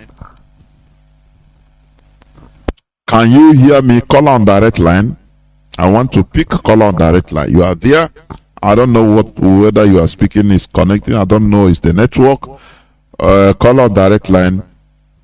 Stop wasting your airtime, please. Don't waste it. I have to go to caller on WhatsApp. Caller on WhatsApp. Welcome to the program. Can you hear me? Hello. Are you talking to me? Yes. Caller on WhatsApp. You are calling on WhatsApp. Answer you. Okay. Go on. Okay. Thank you, sir.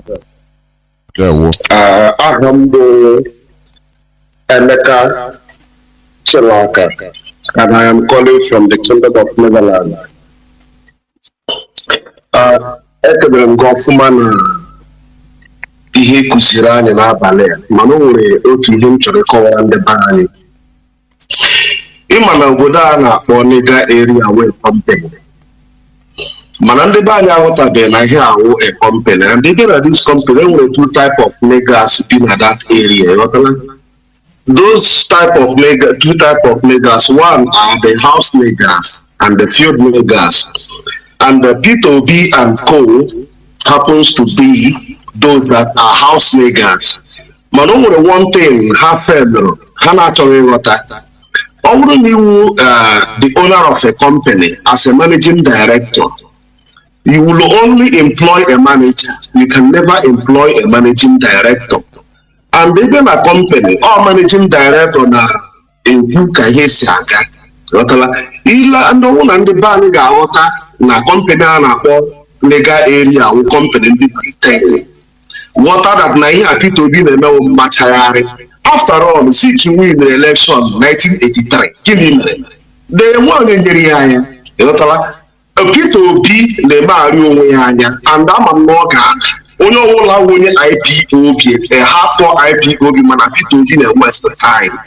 Yamunog Asite Pugwe Ihage me Agama sing Ono from every village senior represent as Sunday Biafra as Sunday Ibu I am a Sonia ya represent Kani. Oh Kako Hamon Natale one them working. There Mazi, your voice has been heard. You have spoken. We are not delegating any person in Nigerian politics. You know what they are doing here, people being a machare for Britain, that is a plan, is the work of Britain. Yeah, the plan. They are actualizing their plan in order towards IPOB. So there are many scenarios involved. So that when P2B will hustle, and after, you know, Britain, they are master planners. When he will hustle and at the last he didn't win, maybe nearly, and he will come, they will tell him, go and talk to the people. That time, after many people have soiled their hands and gone back to obedient. Talk to the people, tell them, say, don't worry, we'll come back next 4 years. Don't worry, Nigeria is our country. So that if you start agitating, where did Biafra people? They will tell you, hey, because you lost election. Because you lost election, that's why. Do you remember that before, during the time 2015, that was what the caliphate was telling IPOB, was telling our leader. Oh, you are crying because Jonathan, your brother, lost the election. Do you see it? But they see that is not the reason. Now, they can also give him the 4 years, the mandate. Britain can carry and give to him in order to deceive more people, more Biafrans, with emotion. Because I see emotion, our people are, they reason with the emotion, not with their brain. It's very absurd. That is the thing. So that after 4 years, you start going back to agitate. P2B cannot change nothing. Instead, people will throw, if he enter there, people will throw him stone. Because they will tighten everything. The caliphate, Britain will tighten everything through the caliphate. So that if it's you that supported him, we now say, oh boy, this man self, Oga, I better come up from there. You stone him. We must continue. Let me try to pick another caller from direct line. I want to pick. I have callers waiting, but I want to pick these callers on direct line. But now they are not calling. Caller on signal, please go on. Welcome to the program. Thank you for holding on for 10 minutes. Go on, please. Yeah, thank you very much, my brother. Yeah, well. Good evening to you, and good evening to Biafrans and lovers of freedom. My name is Ifan Chukwumada Abuchi, and I'm calling you from the Kingdom of the Netherlands. The topic of tonight's presentation is absurdity, and that I say futility of anybody thinking of fixing Nigeria. You see, ab initio, and in the folks' mouth, we say from the beginning there was no Nigeria, and there were no Nigerians. So people must understand that after the Buccaneers and the pirates that invaded our space, killed our people, and then eventually saved our land when they defeated us after 31 years of resistance from our people. They sold the entity to the crown, the British crown, for is it 865,000 pounds in those days, and that's a lot of money in those days. And so the entities that were sold were the Northern Protectorate and the Southern Protectorate, which they administered separately, and eventually in 1914 merged it, meaning that they joined the core north and middle belt, the east, the south, and the west. Thereby a jumbo and the jungle of a country workable. And now the problem of Nigeria, people must know, is incompatibility, like you said, my brother Jonathan, and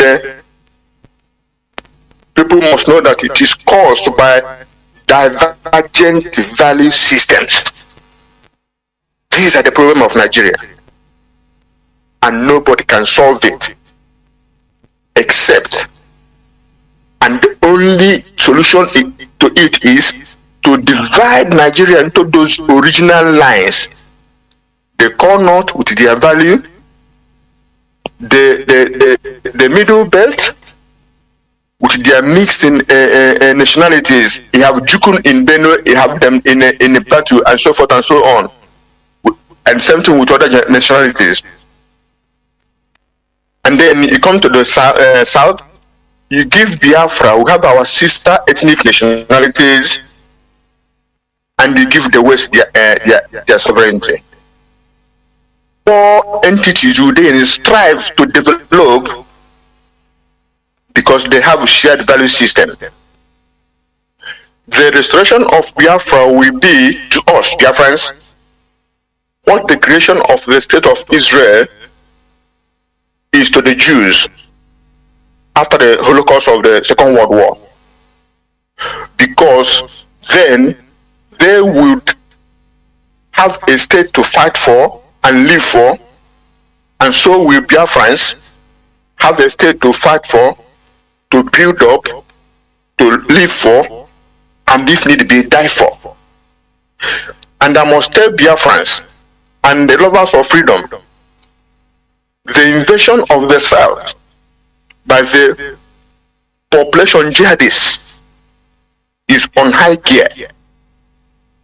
Their vehicles are being intercepted in the west, in the east, and in the part of Middle Belt they call Kogi, which are partly Biafra land, if you know what I mean. So when they're entering from the north along Kogi to west to the east, they are trooping in, they are busting in able-bodied young men.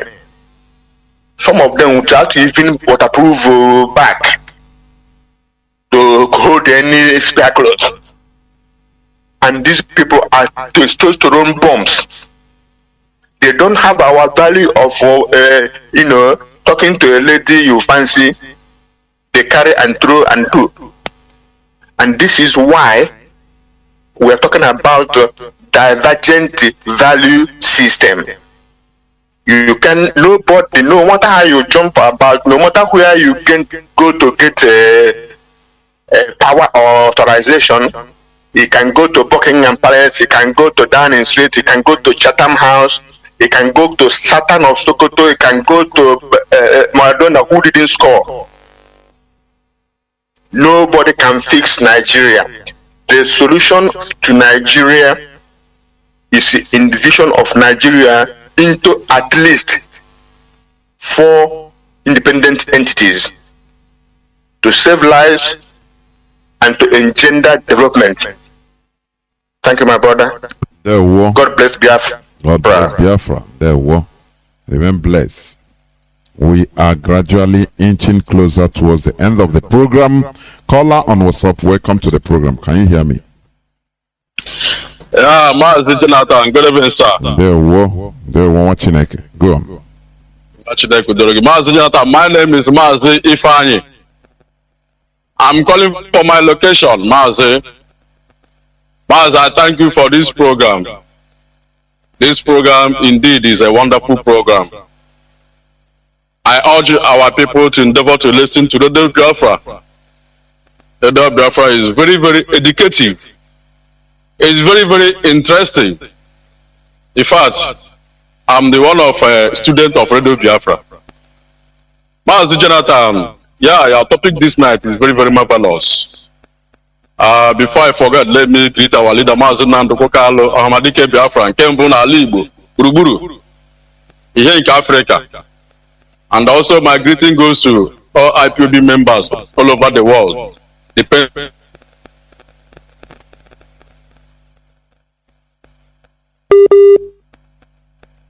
Mazi, it's a pity. Guys, the zoo. Can you? What I have to, hello, what I have. Go on. I can hear you. I can hear you. What I have to chip in this program today is this: Peter Obi is wasting his time. Nigeria can never be savage anymore. Nigeria can never be in Makota again if it is our people. In Makota reason. Nigeria can never be in Makota reason again. Let me use this language. What we need is Biafra, and Biafra we shall get. We are not going back. There is no back to go. According to Mazi Jonathan, we don't have even a back. The girls of go. I urge our people to focus on our freedom and let's fight together and achieve our goal. Because our people always feel adamant. They always feel unconcerned until when the rain will fall on top of them, until when the calamities will be upon their lives and their businesses and their family before they will start doing something. But before then, it has been too late for them. Mazi, take it on. I thank you for this program. In short, it's very, very interesting. Biafra is our last hope, and Biafra we shall get. Mazi, I don't have much to say. You have said good night, Mazi. Thank you. Thank you. Good night. Good night. Remain blessed. We must continue. As I said, I will pick one more caller. Let me see whether I can get this. No, call on direct line. I don't know why they are cutting. Caller on WhatsApp. Can you hear me? Call on. Is it caller on WhatsApp or signal? Call on signal. Can you hear me? Caller on signal. Can you hear me? Good evening, Mazi Nnamdi. Yeah, well, please be as brief as possible because I'm heading towards the end of the program. Go on, please. Okay, sir.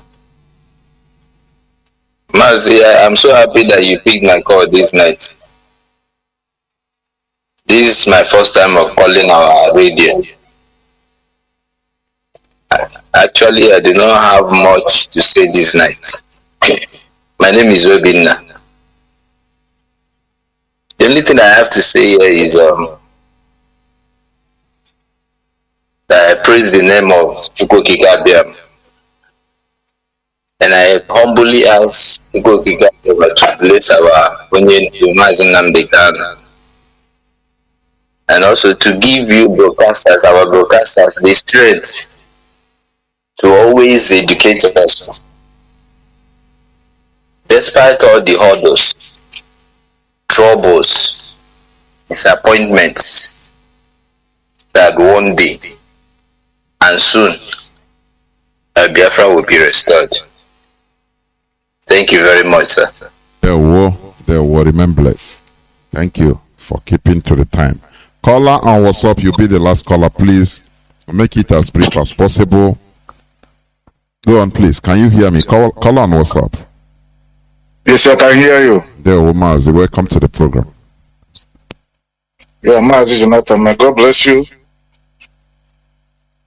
And may I pray that shortly before I contribute, the Almighty God could be with our leader, and please bring him out sooner than later to finish the job we are given to him to do. All these are asked through Christ Jesus our Lord. Amen. So what I have to contribute today is depend on what you preach. Our leader said that Biafran restoration will be the last miracle on this planet Earth, and it is the most difficult thing to do in this planet Earth. It's complicated. The people we are fighting is so much in this struggle. But at this moment, I listened to our African left, Tamil in the afternoon, about the hypocrisy of the 200 million people in Nigeria.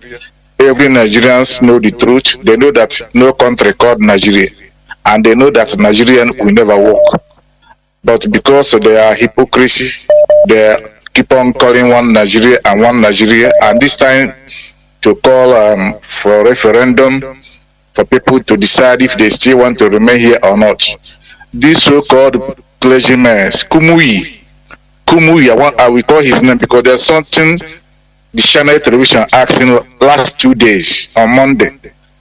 He told them that we should allow God. This is what he says, that Nigerian people should allow God to work in Nigeria, African greatest nation. That Nigeria is the African greatest nation. That we should allow God to work Nigeria the way he wants to. That in time to come, that Nigeria will do this and do that. So, if you begin to listen to people like this, that Kumuyi, or this one called Tunde Bakari, Adeboye, all this so-called that GO in Yoruba land, they love one Nigeria than this Sokoto Caliphate. Even if Sokoto Caliphate agree to divide this Nigeria, let everybody go. I don't think that this so-called that GO will allow it, because I don't know what they do in one Nigeria. Mazi, do you know the main reason? Because the misery of Nigeria is to their benefit. You know, when people cannot look for or cannot get job, they go and pray. And while praying, you know, you have to spend something. By coincidence, by one thing or the other, you get a job or you get a work, you become their slave. They will control you, your salary. That is what is happening. So the misery in Nigeria, imagine that people can go to school, get students loan, even if you know they don't have money to pay, they obtain students loan and go to school to their liking. And when they come out, they work, they will be paying the students loan. Now things are okay. They get job. Maybe before you come out from school, you have options of job. You can resign from one job and the next day you get another job. Do you think that people will be flooding to their churches? They will be forced to go and look for job themselves because they will be seeing nobody. Do you see it? So that is they want Nigeria to continue to continue existing, so that people will be deceived. How many years, how many decades have they been talking, oh, Nigeria will be better, pray for Nigeria, till today? Why praying for Nigeria? They are making money. Why praying for Nigeria? They are riding private jets. So that is the reality. I call them simply, they are all criminals, very rich criminals. Go on, Mazi. So this thing P2B is doing now, they are the one who back P2B up. If you listen to them in their preaching, they will begin to preach and criticize Nigeria, criticize the politicians. After that, you will think that at the end they will call for referendum or something like that. After that, they will come back again and land you again inside Nigeria. and told their followers that they should go and bring the PVC to vote this regime out and the vote new Nigerian, the people, they will spoil all those things they preached before. They will call people again back. So these people, they are ugly than 419. This so-called that they are the one who is tormenting people here. They are the one who is holding this Nigeria. And the other one I want to say is this man, I don't want to call his name here, that is collecting money from people around the world. If somebody is sick, like in Biafran land, they will go. I don't know how he's getting them. Maybe he will say that this person needs 20 million to take to India for operation, this and that, and the people are sending money to him. As he's making money for living here, maybe you know who I'm saying now. So now he thinks that he has become okay. He has now become a big man. If we listen to him now, although there's no time he's talking about our leader, about Biafra restoration, he's going just by the side. But now he have come out full and say that we cannot restore Biafra. That P2B is somebody that we should focus, that we are divided so much that the house that divided can never hold. That how can we restore Biafra when we are divided? That P2B is the key. I think he said his name is Yokulol. So that boy, I think we have to call him and put him in order, because I think I have called the red line. Because this money is eating his will too, that is saving it for him to take people to India for treatment. Now he has begun to talk against our leader, against what we are doing, and they tell us that the hole that we are digging, there is no nothing inside. This is what he's campaigning now. He's campaigning for. He's using that his flat. That is his table where we are contributing money for him to take people to India, using the same table now to be preaching against what we are doing. That we have to stop agitating for Biafra and face and vote for people to be him. This is the argument he's making now. So we have to call him and put him in order. This is my contribution this night. This point I'm trying to make. So thank you and God bless you. Thank you. You too. Thank you very much. I continue saying it. You see, P2B and Co. Any person that say we go and fix Nigeria is simply a criminal. Is a duper, a dupe 419. They know what they are doing. Ask P2B, what did he discuss with the British government in number 10 Downing Street? Ask him, why didn't he reveal? Why did he go there? What did he discuss? You know, black people. They will tell you, he will tell you, cover everything. No, it's normal. They are our colonial masters. Are you telling me that Indian presidential, presidential candidate will travel to 10 Downing Street to play allegiance? India. I'm talking about India of today. Is that what you're telling me? They will grant him person non grata in India, and he will not come back to India again. India was colonized the same way Nigeria was colonized, but they have their sense of reasoning. They don't think out of a sentiment. That is why, as I said, they read out, they put out the ideology for public discourse for Indians to determine. Not going to have independence is the problem. Who is an Indian? How do you determine what is a determining factor of an Indian? This is an argument, a discussion that Nigerian elites, they fail. They don't want to confront that reality. Instead, they continue telling you, deceiving the gullible, very stupid, imbecilic zombie masses. They don't care. Who is a Nigerian? Why must we stay as an entity in Nigeria? Whereas we are killing ourselves. Frictions all the time. Why can't we do what Indian did? And separate the ideologically different, incompatible people. Separate them. Why? Why must we continue being in what the Britain that created Nigeria continue? You want us to be, and we are there dying always. Terrorists are now taking off everywhere. Fulani terrorists are in charge, and everybody wants it like as long as it's in Nigeria. Oh, all Nigeria, let us continue. One day, miracle will happen. New Nigeria will fall from heaven and everybody start enjoying. That is what all these criminals are telling you. They don't want you to go to the real discussion. Do you understand?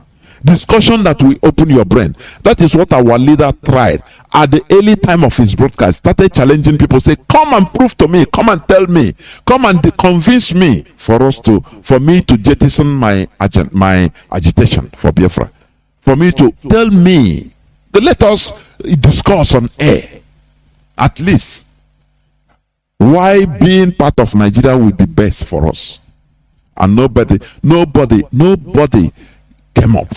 They all shied away because they know what they are doing, because they are criminals.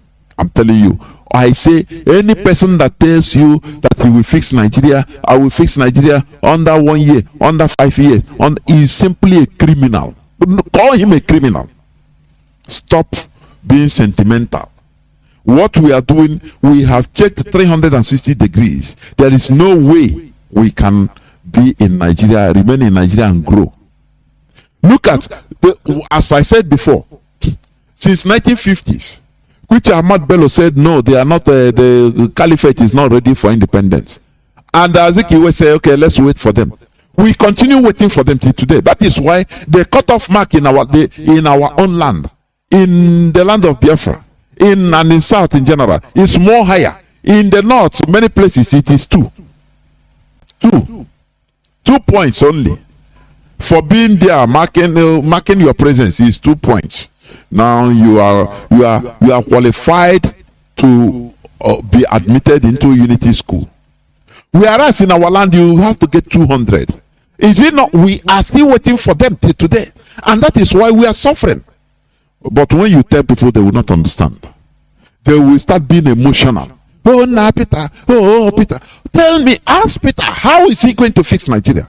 How is he going to fix the mentality of the Fulani that Nigeria belongs to them? How is he going to fix it? How is he going to bypass the majority, Senate House and the House of Assembly? How is he going to bypass it in order to make policies? How? How is he going to now, okay, he is going to now make it, say it openly that nullify the census, the early census of Nigeria by Britain, that the Fulani, they are more plenty. How is he going to nullify it? I think tomorrow, by the grace of God, I will be on air. I will continue this, the absurdity and futility of trying to fix Nigeria. This is just a joke. Any person that is telling you that is a simple criminal, nothing more, because he's not in charge. As our brother says, you have a company as the director general.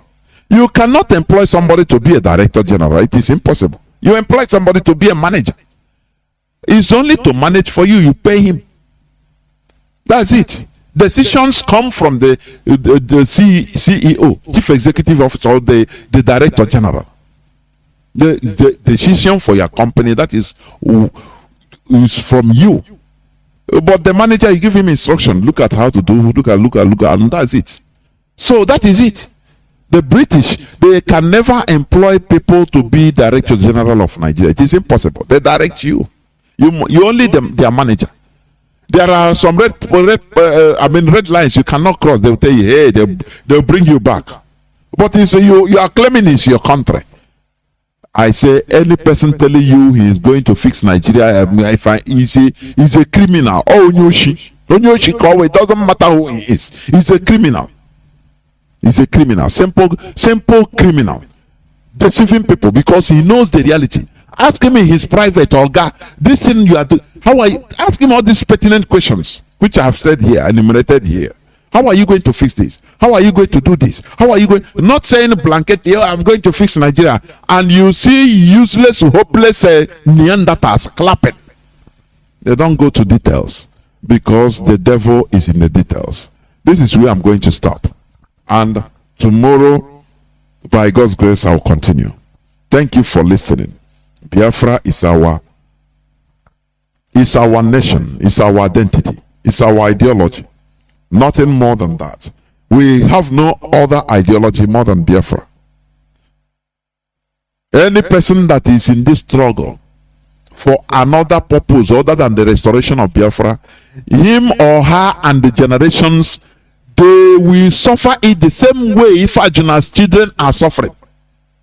They are hiding from the surname of their father's name. The same way as Ikiwe people, they are suffering. These people, they will suffer it and continue suffering. Their generations will suffer it. Because you are joking with the lives of millions of people. Stop playing on our brain. We are not fools. Mazi Nnamdi Kanu has taught us to be asking questions, to be doing the right thing, asking the right questions, and that is what we do. Therefore, we continue what we are doing. Thank you for listening. From me, Mazi Jonathan, from here, it is simply good evening.